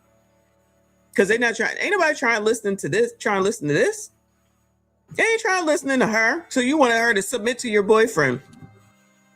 Child, these people full of shit. Cause I'm telling you right now, if it's a woman that wants that man, she gonna submit. That's why we hear them dumbass stories on tonight's conversation. This is why we hear them stories on tonight's conversation. I'm telling you, that woman is not staying with that man for 23 years because she don't love him, like him, care for him, whatever you want to call it. 23 years, she's willing to sit there and settle and be somebody's damn side piece. But you got this one over here talking about you're telling women to settle for a boyfriend. Y'all gonna do it for the one that you like. Say I'm lying. You gonna do it for the one that you like. So I don't know who said it. If they ain't doing it, that mean they don't like you. Let them go. There's another one for you. If they don't seem like they interested, let them go, child. They don't like you like that. I'm telling a woman, Oh my God. first of all, oh God, okay, here we go. Oh my God. To be submitted to your husband is one thing, but if you can't submit to him as your boyfriend, why would you submit to him as your husband? Yeah. If you aren't under one mission, if the mission is to get to marriage and to make marriage happy, beautiful, peaceful, Hello, exactly. aligned, similar core values, similar, all of these different things, if that is the ultimate goal, right, then how could you not submit to him as your boyfriend? They don't like the words, y'all. They really, really, really don't like the words. And half of the time they don't even understand the meaning of what words mean. And instead of admitting that at minimum that you will do it for the one that you like, you rather be contrarian and just say, you telling people to submit to their boyfriend. You be submitting when they be giving you shit and then they be taking you out for shit. You submit to that now, don't you? But when it comes to giving back, if you can't get anything in return, y'all, dump her. What is this? A Michonism, a Messyism. If you ain't getting nothing back, dump her, okay? Because if you ain't getting nothing back now, she don't like you like that. She don't. Because this is the thing too. I think too many women come with girlfriend energy expecting to be a wife. She's supposed to already be a wife, isn't she? I mean, She that is, finds a wife. and that that's the finds a good problem. thing. Y'all coming with girlfriend energy. Y'all coming with nagging and disrespect, and you don't have nothing. A lot of these women out here be brokies, calling men broke. So follow-up question. Living with their friends. Right, What's the which is follow- okay. I support that. Follow-up question. Yeah, I'm ready. What's the difference between a girlfriend and a wife, Sarah? A covenant under God? Nah, no, I ain't accepting that answer. I mean, I agree, but I need you to go a little deeper with that. What do you mean? And as far as character traits and That's because she wants the women not to do nature. anything and then the men to provide everything during that phase. And then when she gets married, she wants to start doing things in return. So, see, I'm in a very particular niche, right? I speak from experience. Every time I've been a girlfriend, men have provided for me, full blown, and we didn't live together. Like I am accustomed to not paying a bill once I'm in an exclusive, committed relationship. They don't like this. They don't like this. And so I understand that that's not a lot of people's reality. Also, I have a very affluent circle, so obviously circumstances for me are very different. Oh, they definitely don't like that. They definitely don't like that. Now, that being said, for the majority of people, and I'm affluent myself, let me also say I'm in the top 1% of America, okay? Oh, they definitely don't like that. I know they don't like that, child. You hear what she's saying? She low-key on a brag. They don't like that. They don't like that. So I say that to say that when you are boyfriend and girlfriend, I think the biggest difference between being a girlfriend versus being a wife is yours and mine versus ours. I think that's the only thing that changes. I think too many women say, well, I'm not giving him wife treatment. I'm not cooking for him. I'm not cleaning for him. That's not wife treatment. That's just that's nurturing treatment. That is also work that could be outsourced to somebody at $10 an hour. So the difference to me is when you're a girlfriend, be all of yourself. If you connect people, keep connecting. If you love to cook, if you love to clean, if you love to organize, do all of that. But I think the delusion happens when we start saying, oh, this is our house. This is our dog. This is our car. No, it's not, because two have not become one. You are two separate entities at this point. So I think that the biggest difference between girlfriend and wife is yours and mine versus ours. So two have become one. When we're married, yeah, we are living in together. This is our house. When we have cars, yes, these are our cars. And I'm not living in a delusion. These are our kids. So what you're saying is that no, sometimes they his kids, child. I'm telling you, come get your kids. Go get your kids. Leave me out of it. It's okay for a woman that is just a girlfriend or a glorified girlfriend, aka a fiance, to cook and clean behind a man that is not her husband, because that's just nurturing. I feel like these women can't cook and clean, and that's why they make that such a thing. I mean, I don't know, because I love how you serve your husband, by the way. I love it inspires me 1,000%. I love taking care of my husband. I absolutely love it. And it truly brings me joy to see his first bite of everything that I cook. Now I'm trying stuff, right? But I say that to say the answer to the question is yes. If you cook and clean and you nurture in this way, yes, you should. What if the man doesn't, in the exclusive relationship, pay all her bills like your standards, Sarah? Exactly. They can't do it. So they need to. You hear the only part she concentrating on is paying them bills. Did she not hear the part where she's an affluent woman in an affluent environment? Child, she probably don't know what affluent means. Get the results early, right? So that it makes sense. What do you mean get the results early? Okay, wait, pause, because you gotta remember that we're speaking to the majority and not the minority. I am in the minority financially, so I'm speaking a different language. But let me come on. Yeah, exactly. Over here to the majority of people. The majority of men cannot afford to pay your rent and his own. If the majority of men are making $4,000 a month after taxes, how do you expect that man to be full-blown providing for you? And then this is another thing. Let's say that he has roommates or she has roommates, which I fully condone, by the way. I think people that want to live nice and may not be able to do it on their own, get a roommate. Like, there's no problem with having a roommate. And I think that we need to be less judgmental and be mindful that this person is money smart. They're investing in. How about people stop being worried about what other people think? There's a thought right there, huh? In a better life, a better quality, a safer neighborhood, better all of these different things at less of a cost. I think that that's great. Now, that being said, if he cannot afford to provide for you yet, I don't think there's anything wrong with that. Does he have a heart to provide? That is the question. If he doesn't have a heart to provide, I probably wouldn't. That's not a very masculine man, because masculinity wants to provide for their partner, and not just monetarily, by the way. So you're saying that women should be okay with building with a man? That's what you're saying? Yes. But not even you had that. Well, I'm building. It's just on a completely different level. I'm still building. Uh-oh, they don't like that. Who are these complete women, by the way? So the women building the men because they're complete? Is that what it is? I didn't say that. I just feel like so for instance, if I'm dating and let's say I make more money than the guy that I'm dating, do I just let him go simply because he makes less money, or because he has a heart to make more money, do I stay with him and build a life with him? I mean, is money... What kind of question is that? See, this is what I'm talking about, child. I get tired of this shit. I really do. Maybe it's for the show. Maybe it's just for the show. Your love? Like, is that what you're love. It's about money. It's a humongous factor. Can I tell you guys something? This is my own realization that I had to have, right? Obviously, God bless me. God is good. And also, we've had this conversation. How much money do you need? I feel like I've said that before. When is enough enough? When is enough enough? They can't even fathom. They can't even fathom in their brain. You know, if you have income and he has income, you combine the income. You have more income because you're together. You know? So if he got 60 and you got 50, that's 110 together. That's less bills over here in this house and less over in this house, because then you're combining, so then you can have more and you can save more. That's how you build. I don't understand, for people who are supposedly educated, the most educated are so dumb at the same damn time. That means going to school don't mean shit. That's just common sense and basic damn math. Ciao. Like, all things created equal. What for the average person that's like, I need my man to whatever. How much money do you need? A lot of people are speaking from experiences they've never had. I'm telling you, yes, a Rolls Royce is nice. A Rolls Royce is nice, but after a while, it's the same car. It's a Rolls Royce, child. Give me another Jeep. I'll take another Jeep any day. Same car with way more expensive maintenance. Okay, yes. A Rolls Royce, that damn car that Jamal Bryant taking pictures of in front of the church with his wife.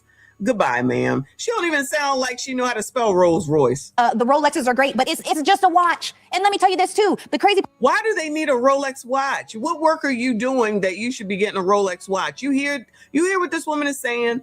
Do y'all hear what this woman is saying? Fontenot can afford that. That woman can't afford that. Listen to her.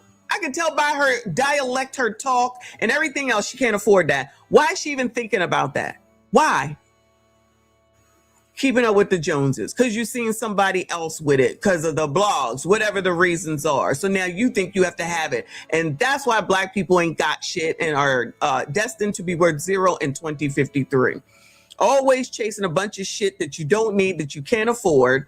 Just like trying to take out student loans and mad that you're taking out student loans whilst y'all been complaining for 4 years about student loans, but you're still taking them out. Haven't I been saying that? I thought there was a problem with the student loans. Why y'all still taking them out? It don't make no sense. If Joe Biden waived your student loans, why the hell are y'all going to take out more? You don't learn. Don't learn. That's why that shit should have never been paid. You're not going to learn. Wow. And ain't going to listen. See, this is clear and evident who you need to leave the hell alone. It's for the tip. This is clear and evident on who you need to leave alone. This is if you start hearing any of this mess that this girl that we can't even see says on your first date, leave her. If you start talking about do I have to cook and clean if she got an ass, leave her. What kind of question is that? Are you cooking and cleaning now? Because I promise you, if she like you like that, she gonna do it. Say I'm lying. Fooling nobody, child. Shout out to the Squeegee Kid. I appreciate you, boo. He said no joke. Even though you had cats, Michonne. What? Oh, I hate cats. I just looked at my cat and realized he is sleeping on my Michonne pillow. That also happens to be the theme of this panel. That theme, give us some money. You got a cat? Oh my God. Shout out to the Squeegee Kid and his cat. No, I can't stand cats. That's too funny. And the fact that you still have that pillow. Shout out to Squeegee Kid. I see you. I appreciate you. Y'all hit the like button for me. Subscribe if you are normal. Part about it is women get to get away with less expensive things, whereas men over here have to invest in all these timepieces and classic things, and women could be in Fashion Nova and pull a whale. Shout out to Uncle Rick when he pulled up the what was it, Sheen the other day for that the pastor's wife or the pastor's daughter on the dating download. Always talking all this sugar honey iced tea and where they shopping at. Shein and Fashion Nova. $2 for each piece. but always talking about what y'all need to do. Ain't that interesting? How much money do you need? What does your life actually cost? So you're basically saying that a woman that wants to live a life of wealth, she shouldn't dream to have it because she hasn't experienced it? No. Listen to that. A woman who wants to live a life of wealth, y'all already got it going on. Go live it. Go get it. Just like Kendra G, she said it took her 40 some odd years. Y'all go get it. Go get it. I'm saying that I'm saying multiple things. I'm saying that number one, do you have proximity to wealth to expect wealth? Because your odds are better when you're actually around it. Number two, as far as expecting wealth, are you the type of woman that a wealthy man would want? Does she sound like the type of woman that a wealthy man would want, y'all? Bueller? Does she sound like the type of woman that a wealthy man would want? The lady who said, I told you to do Biden, does she sound like a woman a wealthy man would want?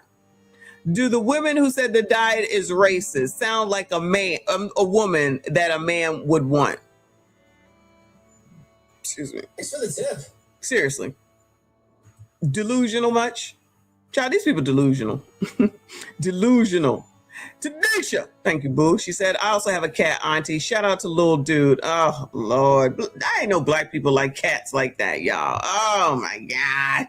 Shout out to you and little dude. That's his name.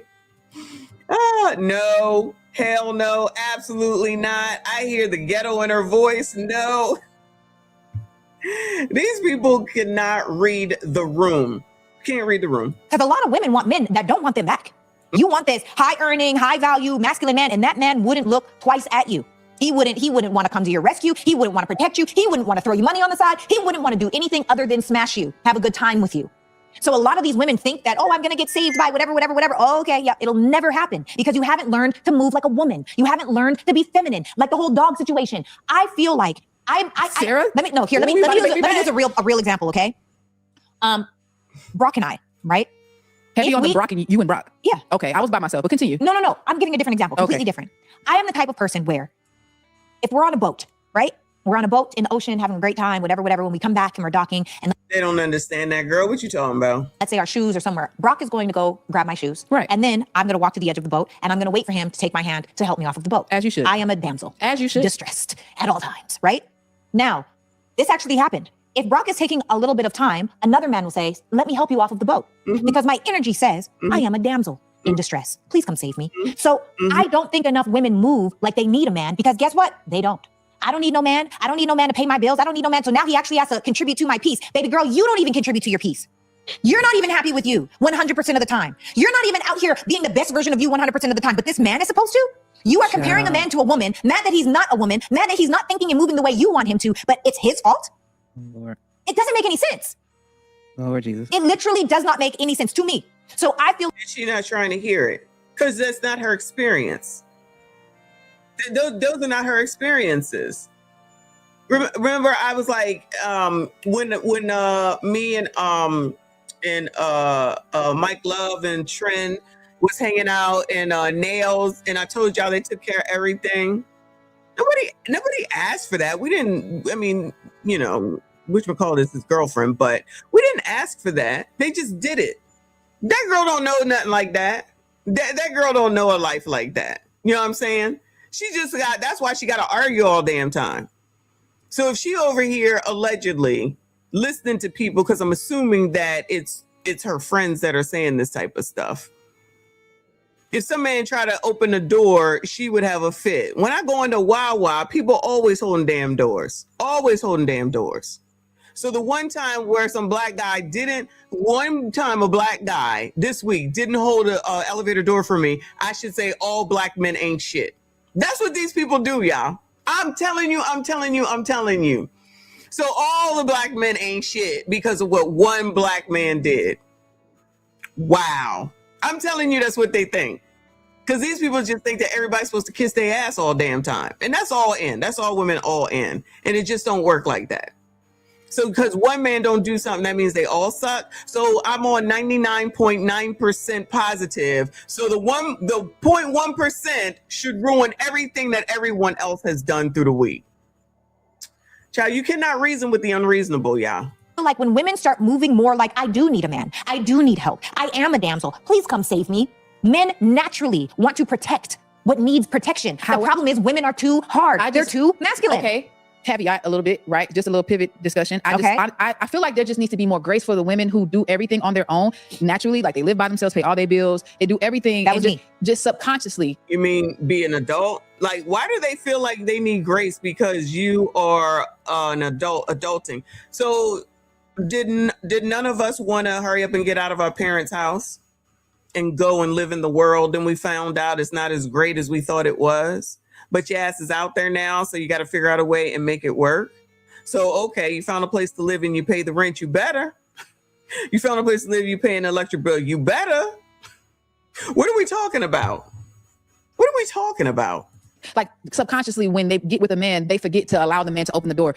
You know, like that just recently happened to me. I'm not thinking about it. A man that has to maintain paying the bills, doing thing, and remember to open the door.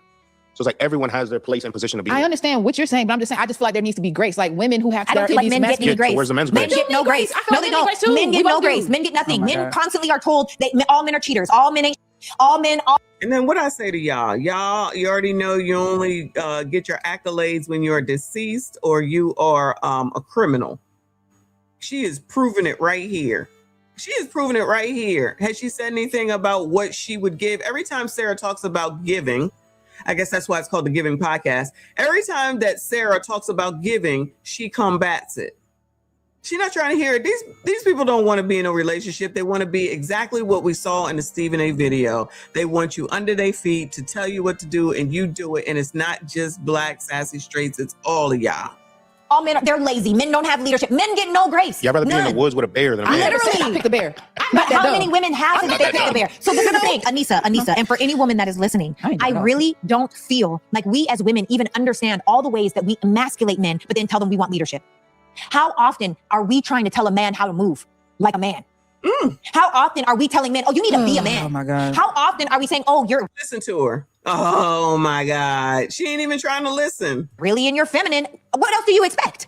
Child, I just feel like I think we need to start taking accountability for the ways that we erode men. This generation has gotten to this point because women have forgotten their place. We are the most powerful thing on the planet. We are literally a portal to the other side. We literally breed, groom, and create life inside of our bodies. We are the most powerful thing on this planet, and we are using that power for bad.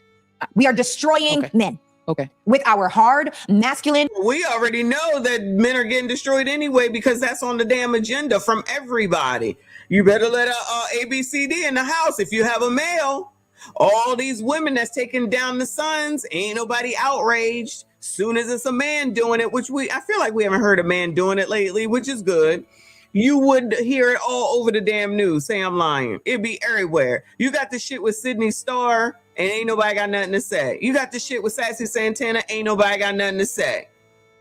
Child, please. We don't need no man.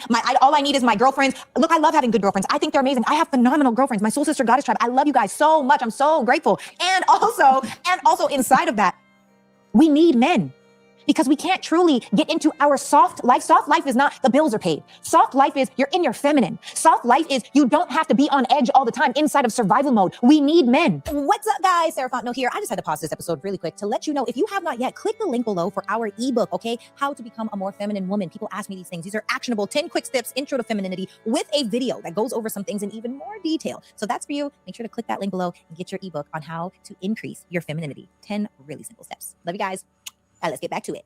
So, okay, somebody asked, how can a woman stay in her feminine when she has to be in her masculine a majority of the time at work, when she is the head of her household, when she has to pay $8,000 plus in bills a month?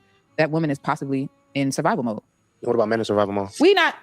Answer the question. We ain't talking about men right now. So this is because I have high bills, right? Okay. I have high bills. I think that I can have pretty masculine energy. I don't know, Kenny and Miguel, tell me, do I have masculine energy in the workplace? Not really. I'll be honest with you. I think you are a good businesswoman and you're on top of your stuff. But you don't read masculine. Sarah at this point. You gas Sarah at this point. I'll be honest with you. Maybe to Anissa, maybe to Kenny, but like our relationship is not that. Like, you're not really strict with me. You're pretty. I have no problem. It's not giving masculine. It gives me and you have come to blows at work before. So it's like I see Sarah in a whole different light. It doesn't happen often. But y'all women. But Sarah is very anal. She's very anal at work. Yo, it's because I didn't studios be on APs and Qs. Wait, we need a mic, Kenny. He got one. Oh, okay, say it again. I didn't studios be on APs and Qs. You know what I mean? So like for someone like you or any woman. Yeah, because biatches don't like biatches, like I always say. You hear the difference, right? Unlikely. Thank you so much, hon. I see you. I appreciate you. He says, salute to Michonne for holding it down for the objective perspective of us black folks. Hashtag New Jersey with love. Shout out to Joyzy. I see you. I appreciate you. Thank you so much. You see, she said, oh, me and Sarah, though. Yeah, because it's bitches. Because bitches be bitching. Okay? I'm just saying. When a man decides to like push those buttons, that's where that masculine come out for real. But example for us, we don't push those buttons. No, and I do think, like you said, you guys are always prepared earlier. I think being like just me and Kenny are just prepared, man. We're just grown. A lot of business women, like they're like, oh wait, I could actually relax around you. I could turn my brain off around you. All these things, but it's just being a man. But it also there's like a trial period before they actually decide to turn their brain off, relax, and step into that. And I understand what you're saying, and I don't want to dismiss where you said that men have to equally pay bills and all this stuff, but that's expected of a man to go out and hunt. I'm just saying. She said men have to equally pay bills. Oh my God. Let me finish. It's expected of a man to go out and hunt for his food and for be able to get money to pay his bills. That's what y'all wanted. Help me understand. Ain't that what y'all bitches has been fighting for? Now you got the right to go and work all you want to. Now you turning around talking about, can you pay my bills? Can you pay my telephone bill? Help me understand what is going on, y'all. What in the hell is going on? This is what you bitches wanted. This is what you've been fighting for. This is what you brag about all day and half the damn night, and then turn around talking about that somebody need to give you something and pay your shit. Y'all bring this dumbass shit on your damn selves. I don't get it. To the detriment of your damn selves. And then be so nasty about it, and then you think somebody's supposed to come run and kiss your ass? Because you're you? Just because you're you don't mean that anybody else cares about you at all. Hey, boo. Hey there. Can you hear me? I can hear you. Thanks for coming through. You've been listening to this mess? Uh-oh, you went out. I said for the last 15 minutes, I've been listening on my way home. This your girl, right? Who, her? Yeah. I don't know that motherfucker. Yeah. I don't think you like her. If I recall correctly. Shout out to RBN up in here, co-hosting. No, I think I said that I listen carefully with her, because I didn't know for sure if she was a grifter or not. Mm-hmm. But I haven't heard anything since the last time you played her. Okay. Let me shout out Squeegee Kid. He said it's a joke, but also true. Many of these women are used to dating squeegee corner types. Then they want Ghost from Power. Ghost from Power, who's still in a illegal business and gonna either be dead or go to jail. So RBN, so Sarah's obviously talking, and then the lady off the screen sounds like she deal with hood dudes because she combats everything that she says. Well, because everything that woman, what's the lady here in the green? What's her name? Sarah. Sarah. Everything that Sarah's saying is foreign to her. It goes against her programming. Yeah, that's a good way to put it. Yeah. So she's gonna absolutely reject it because it goes against her programming. Even though they know, I think they objectively know that the way that they're moving is not conducive to them getting the outcomes. They just can't help but to let it go. Mm-hmm. They can't help not to let it go. They just can't help it. This is crazy. And then the whole bill thing with people, yeah, that was crazy too. The fact that they think that somehow building with somebody is somehow beneath them. Yeah. When the thing that they looking for, in their ideal is somebody to build them. Or to already have it and give to them. Right. That's what I'm saying when I mean build them, not build together with somebody, for somebody to come in and then build them from where they are, by giving them whatever resources that they have. And the Sarah girl, I'm glad she kept emphasizing that her reality and where she's at, her station in life, is very different. They think that the 1%, Michonne, is normal. Yes. They think it's no big deal. It's just easy. All it is if I want to be in the 1%, all I got to do is just, have more ambition. It don't work like that. Most of these the vast majority of the 1%, it's passed on. They're not built from the dirt. They're not built from the dirt. They're passed on. These are trust fund kids and stuff like that. And so, social media has, hold on a second. Social media has absolutely ruined people's psyche. Hold on a second. Let's go ahead and we continue playing her. Shout out to ya. Like, women are not designed, are not supposed to be in the workplace. I don't agree. How's she gonna now say that women aren't designed to be in the workplace? Y'all hearing this? You hearing this? Women are now not designed to be in the workplace. Can't make this shit up. That it's a woman's place for her to be in masculine work fields. I don't believe that women are supposed to be in corporate work environments. So that's how you feel? Huh? If that's how you feel, then I suggest getting more feminine so a masculine man can choose you. What? Wait a minute. First of all, I need you to. This is what I think. Not you specifically. I'm saying, like, what if that's just not the case? The field that she's in may not allow that space. So I think that even if you are a shot caller, that doesn't mean you have to be in your masculine. What if you're a lawyer? What if she's a lawyer? You're a shot caller. A doctor. You're direct. You're clear. You have the ability to make decisions. And that's great. Those can be more masculine traits, but that doesn't make you a masculine woman. Being a masculine woman, oftentimes, you could be decisive. You could be achievement oriented. Those things are great. But are you also abrasive? Are you also aggressive? Are you also grounded? Are you also, colder, right? A lot of these things are the traits that women have, and they don't even know that they have them. Women don't have the energy that says, I need help, because they don't want to ask for any. And that is such a masculine trait to have. We need to do a better job of being more inside of our feminine. Point blank, period. Now, We're too hard. I'm not saying that women should not work at all, because a Proverbs 31 woman was a business owner. She made. Oh my God. Didn't they pull some damn Bible out of their ass in a heartbeat? And they don't understand it. And she's going to talk about a Proverbs 31 being a businesswoman, but she doesn't understand that a Proverbs 31, who's a woman who works, she's working in service to her family. You understand what I'm saying? So yes, a Proverbs 31 can sell in the markets. I think that's it says something like that. It can sell in the markets or, in the markets, but it's all in service to her family. Proverbs 31 woman, her primary objective, which it says in Proverbs, her primary responsibility is to be the keeper of the home. And everything she does is to serve that one central purpose. So while they always like to bring up Proverbs 31, they have a profound misunderstanding. And also, let me piggyback on, I'm not going to go into a biblical thing much on, but they also like to use the terms unequally yoked. Oh my God, I hate it. And here's the thing.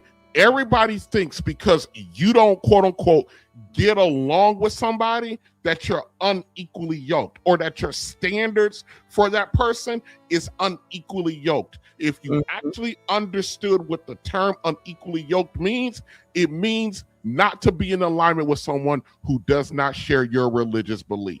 It doesn't say about anything else.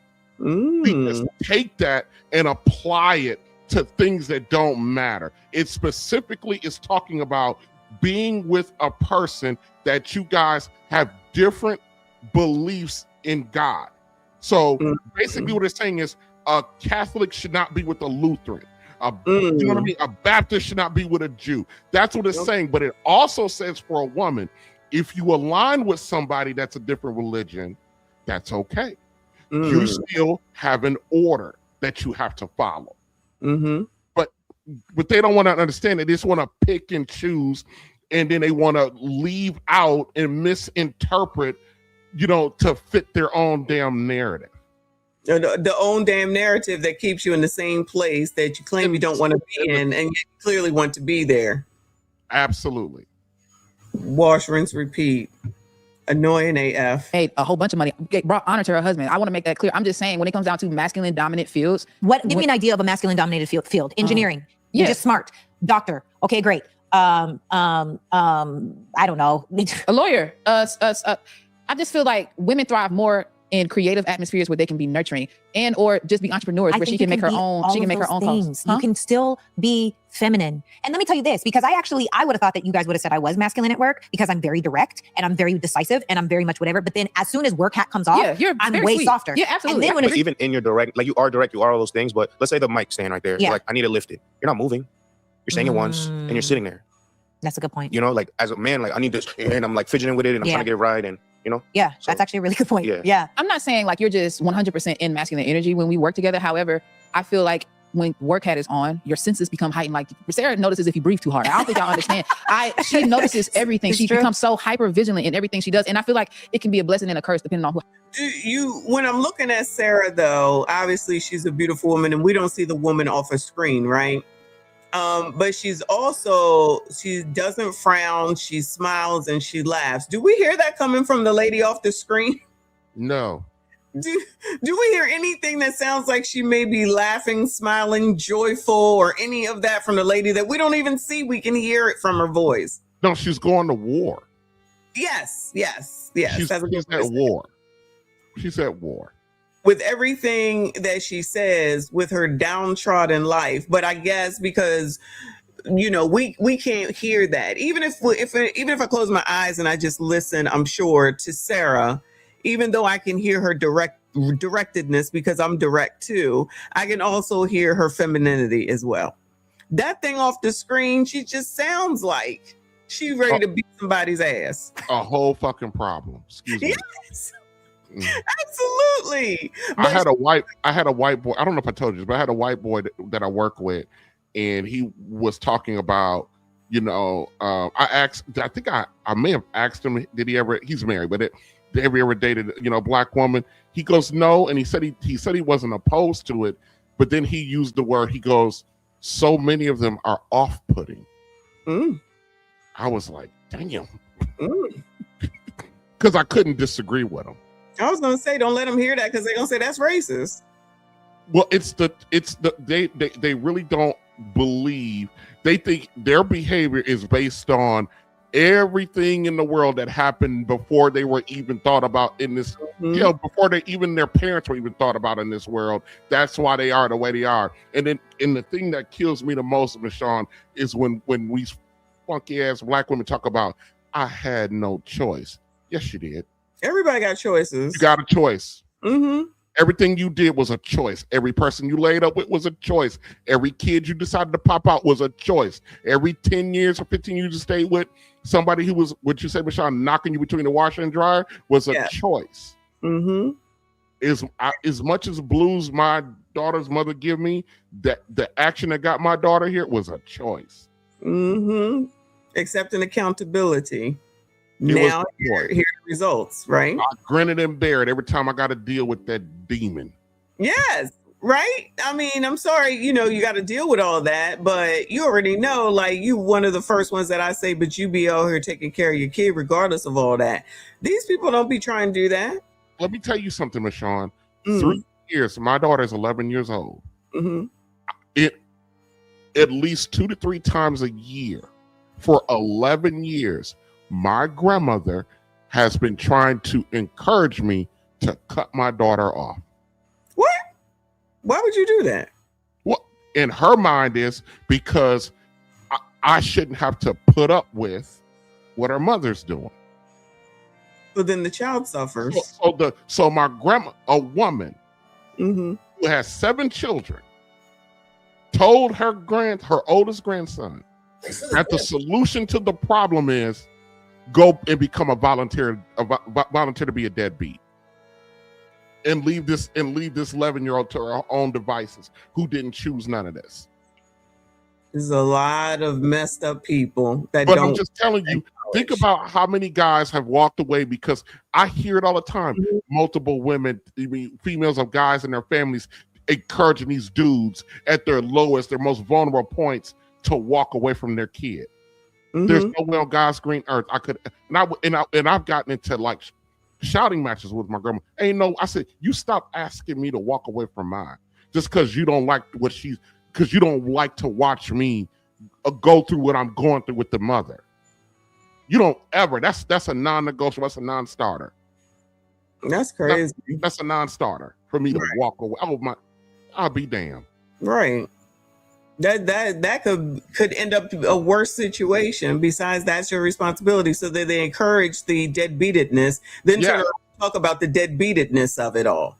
Deadbeat dads, drug dealing, thought culture, slut bucketism are all encouraged at the hands and mouths of the black women. Well, they just sat here, and I don't know if you heard it with the Stephen A. Smith talking about they just identify as pro-black woman only, like they're their own race or something. Pro-black woman is a race. You know, Ice Cube pointed that out when he presented that plan for Black America, and they kept saying, "What about black women?" And Ice Cube was like, "Yo, you're not black," and they were like, "No." That's what we were like on that show with Vivica and all them other stuff. Yeah, black women think that they're their own separate thing from everybody else. And then they won't. They didn't go and create anything either. And the gremlin that's off screen can't accept why her situation is different than Sarah's. Nah, she ain't in the 1%. She ain't affluent. I'm telling you, she don't know what affluent means. But she the one that was over there talking about Rolls Royces and Rolexes. Go. By the way, a Rolls Royce ain't nothing but a BMW. I just thought I would let you know that. Well, I think it's more pricier than a BMW, right? No, but it's just you strip away the badge and the body, everything under it's a BMW. So she wants to have a Rolls Royce and a Rolex.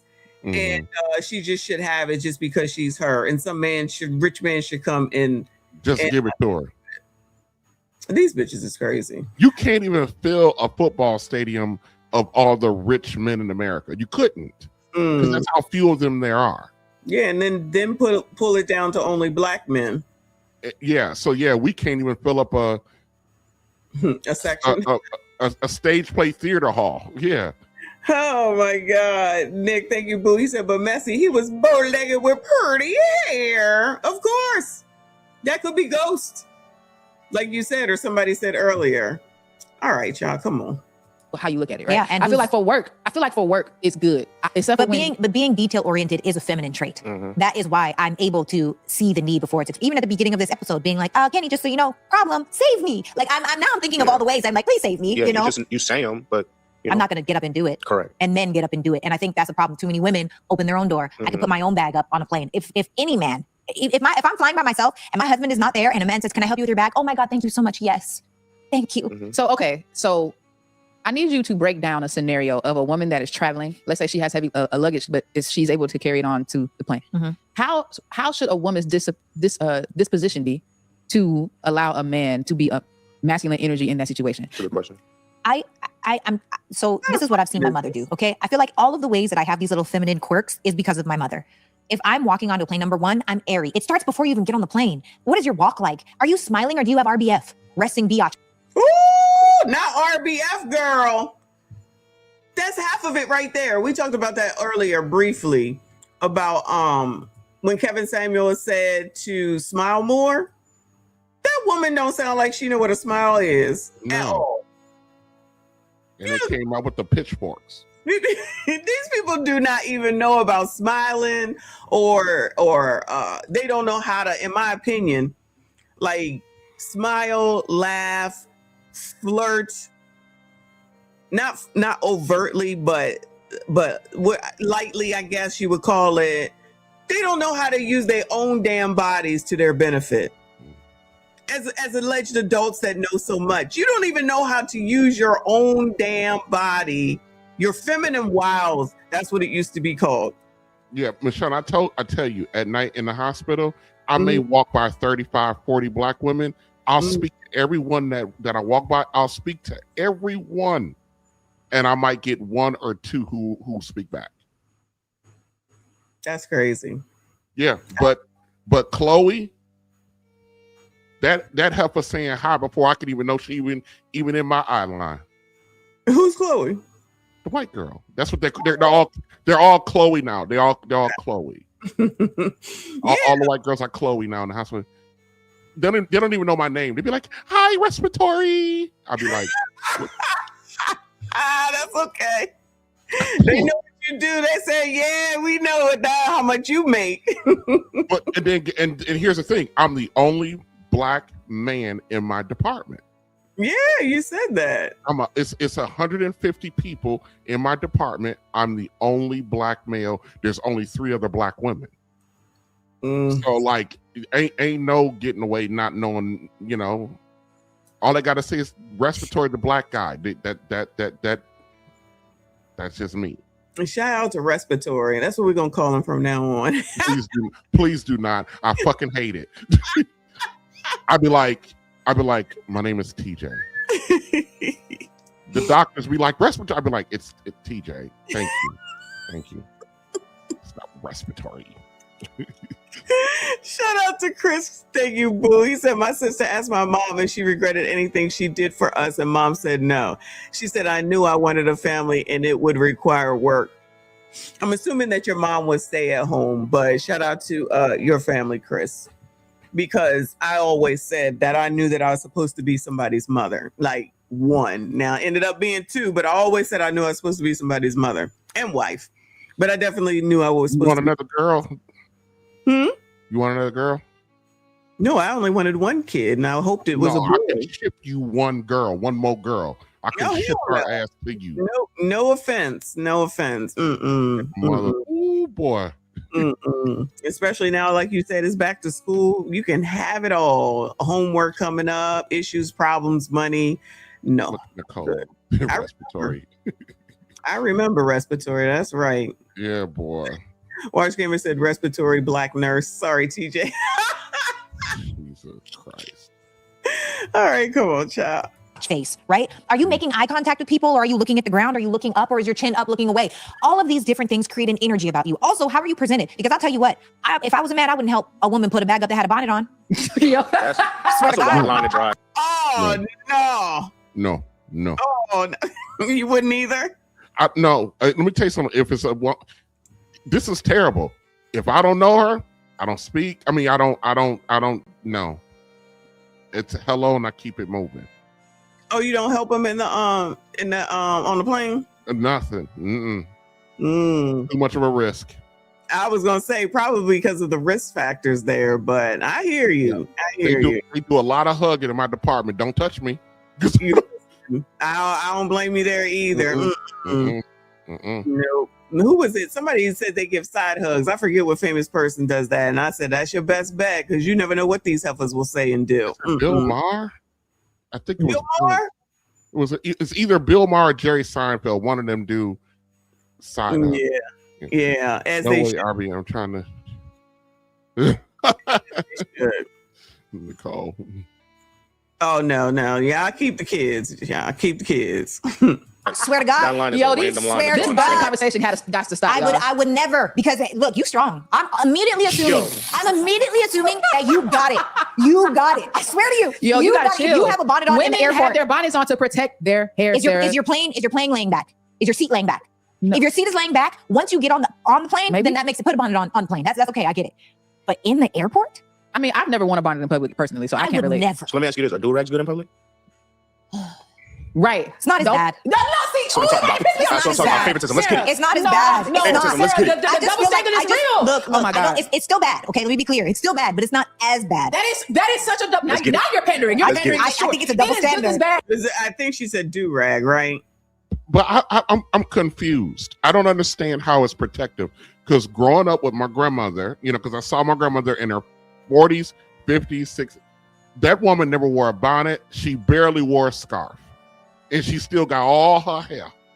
Every piece of it. So what are you protecting? So if you don't, so maybe that's why I went bald at the top, because I had to wear a damn bonnet to protect it. I just saw a dude walking down the street with a bonnet on, so I don't know. In the face? Huh? I said, did you punch him in the face? No, I just was looking like, wow. I'm like, whatever. I mean, I work in the hood, so it makes sense. But I'm just like, you're really walking down the street with a bonnet on your head, sir. Those people that it sounds like this girl that we can't see would like. That's cute to her. But yeah, this do sound like a double standard. Now, I don't think do-rag should be too far off of the street myself. There you go. Yeah. You know what I think about? I think about if I'm bringing my nephews shopping, right? And they're going to the mall and they're getting ready for something that they have that evening, but we got to pick up shoes real quick and they have their do-rag on. But isn't that the same thing as a bonnet? Like they would be grabbing something Bruh, from the mall. I don't know. Is it not protecting a man's waves? Is it not I don't protecting know the his answer. I just feel like a woman that wears a bonnet is a certain type of you woman. about to make me mad because you're clearly creating a double standard. It is just this. A woman who's wearing a bonnet is not someone that a millionaire is going to pick up. I say that. Even if she got a Gucci, Fucci, or Poochie bonnet on. I'm assuming that y'all would agree, since they always looking for a man with money. So I'm assuming they couldn't pick you up, respiratory, right? No. These people do not understand that these multi-million-dollar men, their wives serve the purpose of the business as well. Mm-hmm.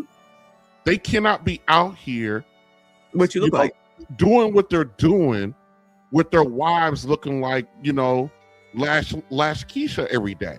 Mm-hmm. They can't do it. I agree with you. Multi-millionaire, I'm not talking about, the NFL people. I'm talking about the people who own the NFL teams. Mm-hmm. Yeah. You know what I mean? You don't see their wives out here with full sleeve tattoos and face and neck tattoos. You don't see that. Mm-mm. You don't see that. You don't for the most part see it on the men that are of a certain caliber, even that are black. With that, you don't see that with them either. I'm not talking about Future. You don't like Jasmine Crockett? Does she walk around with a fucking bonnet on? Oh, I don't know. Does she? She's a senator. What do you think? Oh, I don't know, but she talked ghetto, so that I see presentation. She's pandering. But what does she look like? Mm-hmm. Mm-hmm. Yeah. What does she look like? And when she talks ghetto publicly, she's pandering. If you ever see her operate for the most part, in session, she doesn't sound like that, look like that, dress like that. Mm-hmm. Where's her full arm sleeve tattoos and neck tattoos? Mm-mm. Where's her lashes? Where's her 50 foot of blonde and purple hair? Jasmine, yeah, she do be spider makeup and weaving it up. She does. I'm just talking about the extreme of it. Yeah. Not so extreme, correct. Right. Okay. Mm-hmm. I just used her because because she's a grifter. You know what I mean?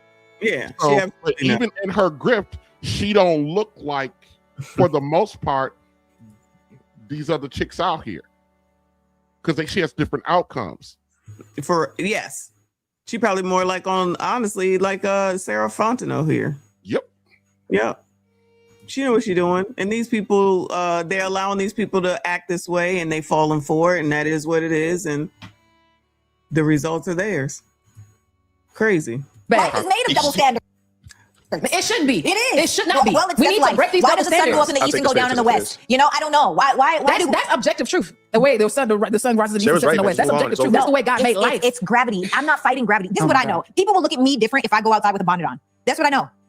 You have one chance to make a first impression. And I'm telling you, I am assuming that any woman that wears a bonnet in public, I know you got your bag. Men who wear I know that you can put your bag up. No, Anissa, I know that you can put your bag up on an airplane. I know that you are strong. I'm never going to look at a girl with a bonnet you don't give a damn. That's how I feel. Oh my God. I also think that men who wear do-rags outside, they look like drug dealers. But hey, it's frowned. It's frowned. It's not frowned. Would I this is what I think. I think that do-rags are still bad, okay? I'm not saying that they're not bad, but I think that it's not as bad as a bonnet. A bonnet to me says you don't give a damn. So about scarf, like a hair scarf. It depends. How is the scarf? Because sometimes scarves can be pretty. Like that's like a form of fashion, right? Okay. Or if you're Muslim and you have on your that's completely religious. Different. That's if you're wearing a hijab. That's religious. That's completely different. Completely different. But if I'm you just talking something to put in your head to maintain it while you're. You could wear a cute little scarf at the front, tie your edges down or whatever, or you could even wear a pretty scarf wrapped around your hair with your hair slicked down. So when you could do the comb out. You should drop a do's and don'ts video.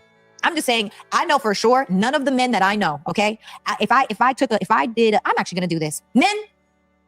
Men, I need you to put in the chat right now. Oh my God. Would you be attracted to the woman that wears a bonnet in the airport? That's a yes. You're asking. Would you be attracted to the woman that wears a bonnet in the airport? And then here's another question. That's the wrong If question. you saw a woman with a bonnet in the airport versus a woman. What's the right question? Huh? What's the right question? Would you keep a woman in the airport? Yeah. Attraction, you know, it's different. And they use a lot of the stuff interchangeably. You know what I mean? Yes. But it's the wrong question. Attraction for men is, will I knock you down like in the bedroom? The answer to that question for on the way she's asking it is yes. But would I keep you? Would I take you seriously? Would I make you permanent? That's the more appropriate question. Yeah. I don't think she was thinking that far ahead, but that is the better question. I agree with you. Yeah. Agree. That wasn't wearing a bonnet in the airport, which one of those would you be like, I'd go, which one are you going for?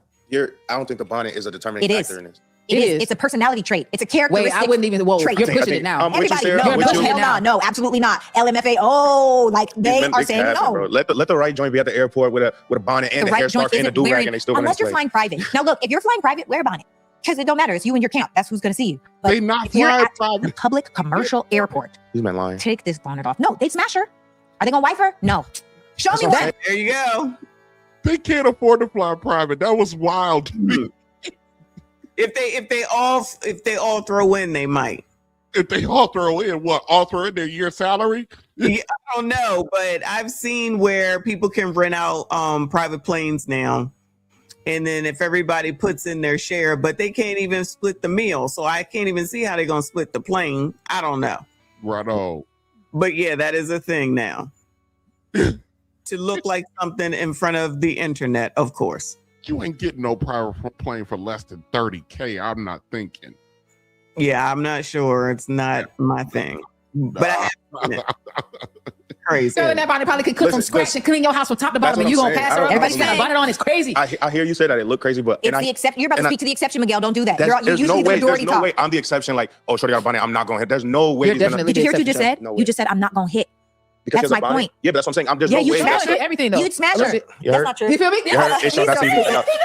You heard? Okay. Anyway, what is going on with her and her nose? I don't know. I'm just saying she do that a lot. What's that about? Cocaine. Allegedly. Cocaine. Allegedly. Guys, I'm complete. Man. Next. Oh, Jesus. We just spent so Come much on, time on that one Anissa, lock question. in. We got 5 minutes left. You said there's more betrayal than cheating. What else is there? There is more betrayal. You know what I think is worse than cheating? What? Withholding. Wait, what? Withholding what specifically? A woman that withholds sex and intimacy. I think that is a form of betrayal because let's talk about this. Amen. When men get married or when men opt into a committed exclusive relationship where they are taking on more responsibilities, they are, the providers mentally, emotionally, spiritually, physically, financially, and energetically, and they have all of this weight that we do not think of. And the one thing that we know that drives them, which is sex, we're going to take that away because we have an attitude.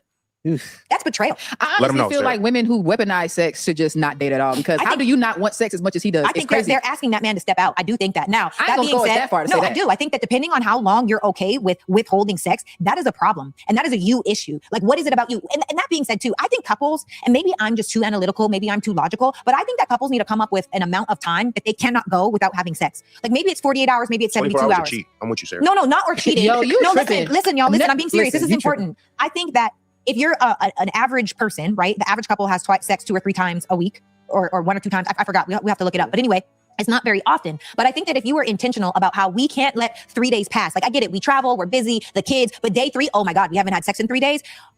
Put on a little razzle and a dazzle. Put on that little outfit that you know that he likes. Cook that special dinner. Husband come and start rubbing her shoulders, give her a massage, whatever it should be. And I think that we need to go about having sex with our partners the same way we go about learning at work. The same way, like it's required. And I think that sex should be required in your relationship as long as both parties are healthy and both parties want it. I don't feel like sex should feel like this. Oh my God, I have to have sex with him. Like, why are you not having a good time? I don't get it.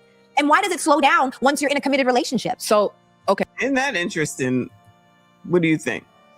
She's absolutely right. Unfortunately, many of us have been on the receiving end of what she's saying not to do. Wait, say that again. You're on the receiving end of what she's saying not to do? Right. She's saying put in the work, do the thing, don't withhold. But the majority of us men, and a lot of times women, they'll do it to try to shit test you as well. They'll stop having sex to shit test. Yeah. Yes. Meaning to see if you would cheat. To see if you would cheat. Oh, well, what the hell? Why would you even want to do all that? These women do some fucked up stuff, Sean. I don't even think they even understand or know why they're doing what they're doing. They're just doing it. We did listen to that lady that said she was holding out on her husband and he went out, had an affair, then she had a fit and divorced. That's not an affair. That was permission. Yeah, well, yeah, after all those years, I agree. That's crazy. It was not an affair. You hold out, you married or in a committed relationship, y'all agreed to be exclusive, and then you talking about okay, I can make room for y'all going through something. You know what I mean? It's been a month. Because y'all going through something in that relationship. That's normal. Right. But you just doing it to be doing it, or you don't feel like it, or you in your feelings because he told you to shut the fuck up one day. Or put her in the corner. Yes. then you're giving permission. Yeah, but shoot, I don't even understand a month. Like I'm You could be like me and just tell them up front that you're gonna do it. That you're gonna cheat? It's not cheating. Okay, you're gonna go find someone else. I'll do it in a heartbeat, and I'll be like, listen. The one thing I don't do in a relationship is I go out of my way not to lie, or I go out of my way not to be honest. So that's the honesty thing for me. No. You're not doing this. I was in a relationship with a woman. She was like, I just think that we should now just wait until we're gonna get married. I ended it that day. As you should. We already don't play no fucking games with me. Right. And you're not gonna do that. No. You can do whatever you want with your body. I'm not going, and I don't beg you for nothing. You do whatever the hell you want. Don't expect me to go along with it. Yeah, that's crazy. I believe it though. These bitches is crazy. I told my wife one time, I said it was about 3 months and she was just whatever. I said, you got a fucking week to figure this shit out or else I will. Ooh.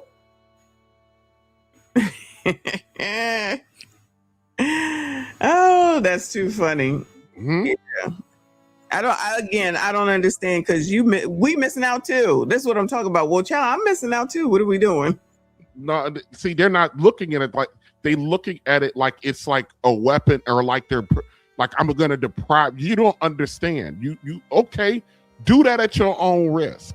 Right. All you're gonna do is make yourself more mad. Yeah. And more hurt. Yeah. I'm not of the belief that the majority of men cheat. I don't believe that. I didn't say that it's not a lot. I said the majority. You know what I mean? Don't cheat. But when why would you put your dude in that position? Why would you do that? I'm a big fan of not doing anything to harm or threaten your relationship. Well, don't put your relationship in harm's way, not on purpose. Right, but all this really is doing the wrong thing just because what's right is wrong and what's wrong is right. No matter how much you tell these people, that's why I'm just like, leave them alone, leave them be. All these signs, let them go. Leave. Why even bother? Why even bother? Why even bother? Because like I said, the ones that really like you gonna tell anyway, which is how that girl could be in a 23-year situationship. I told you I walked out of the date with the chick that was complaining about how much I worked. I left. Yes. Left that motherfucker sitting right there. As you should. Y'all need to be doing more of that. I don't even know if it was 15 minutes in. I don't think it was even 15 minutes in. Imagine. I told her, I didn't just get up the first time she said something. It was about the fourth time she said something. I was like, she was like, oh, you seem to work. Yes, I do. I said, I take care of my responsibilities. That should have been the end of it.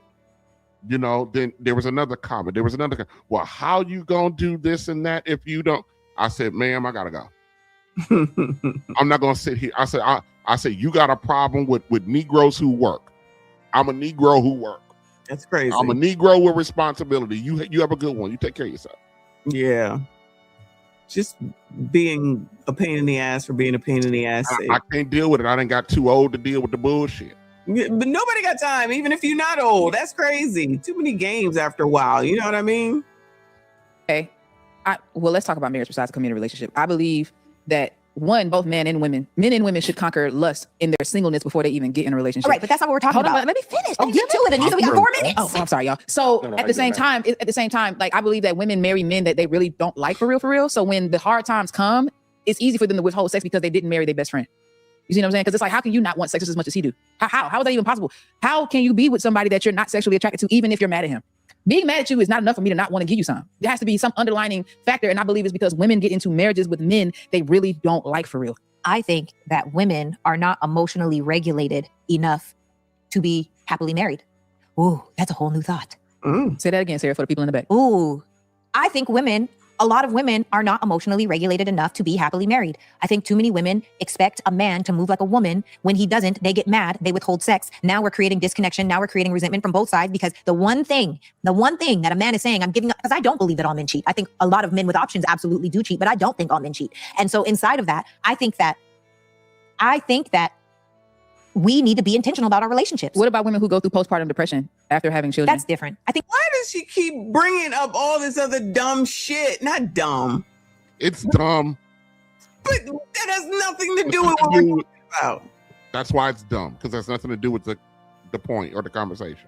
Oh my God. That's an exception, right? But I also feel like, and this is for the men, I don't think you guys know how far affection goes for a lot of women. Like if it's you come up from behind her and you hug her or you kiss her on her shoulders or, throughout the day, start making those deposits throughout the day if you want to get some that night. But also women need to be more open. Like when did sex become an obligation?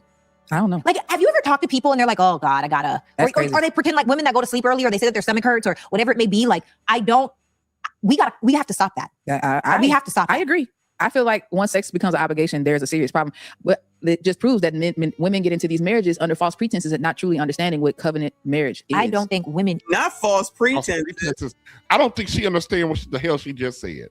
I'm telling you, they don't know the words that they be using. No. Be saying shit. He's going to get in the relationship under false pretenses.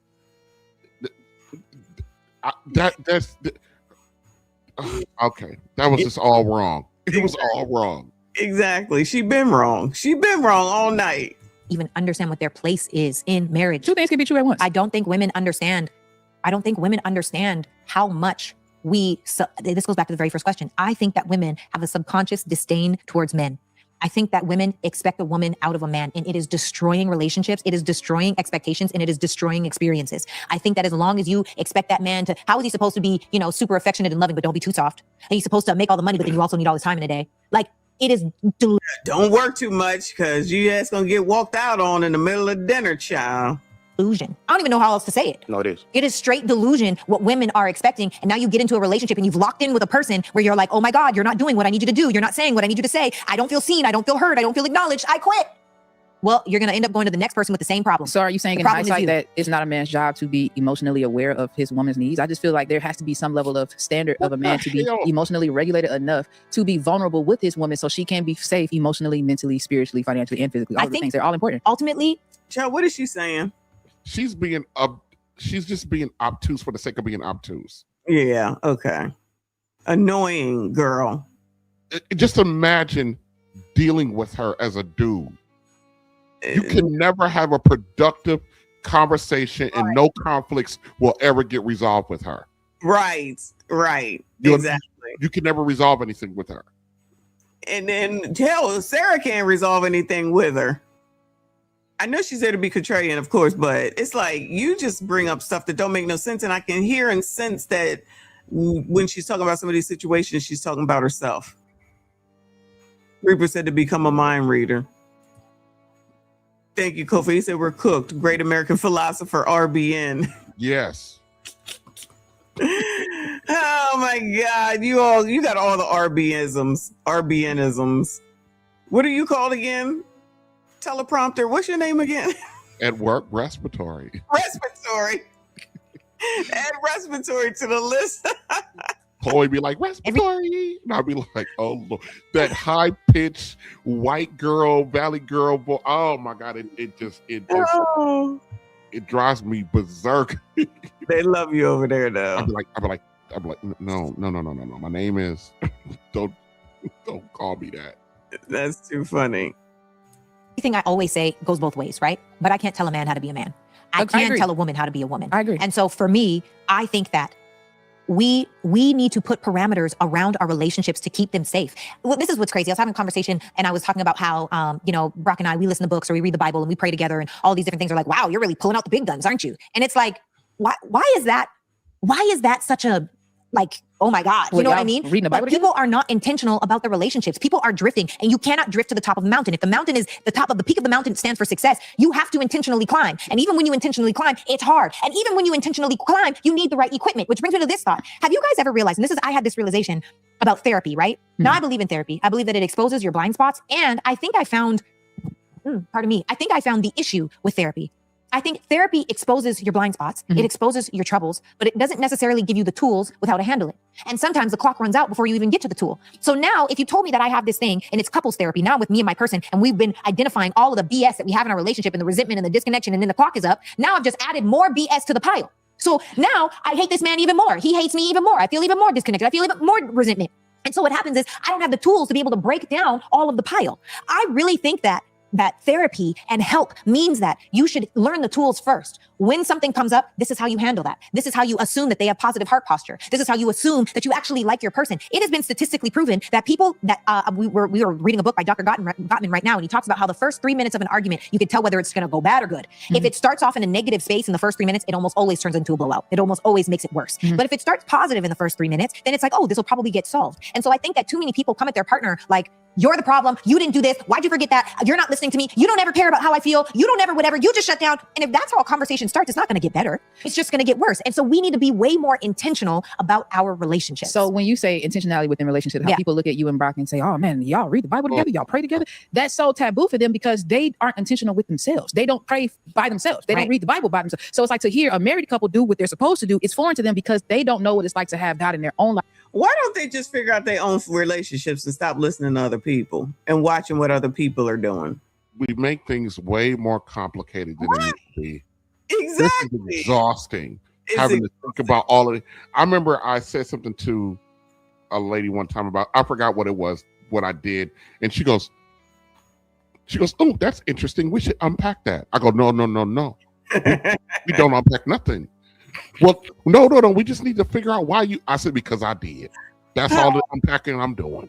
Because I did. So what do you think? What do you consider nagging? What do I consider nagging? That was the question. That was the question on the table. The name of the show. And I had said it must be stuff like where you keep repeating the same things over and over and over again. Yeah. Yeah.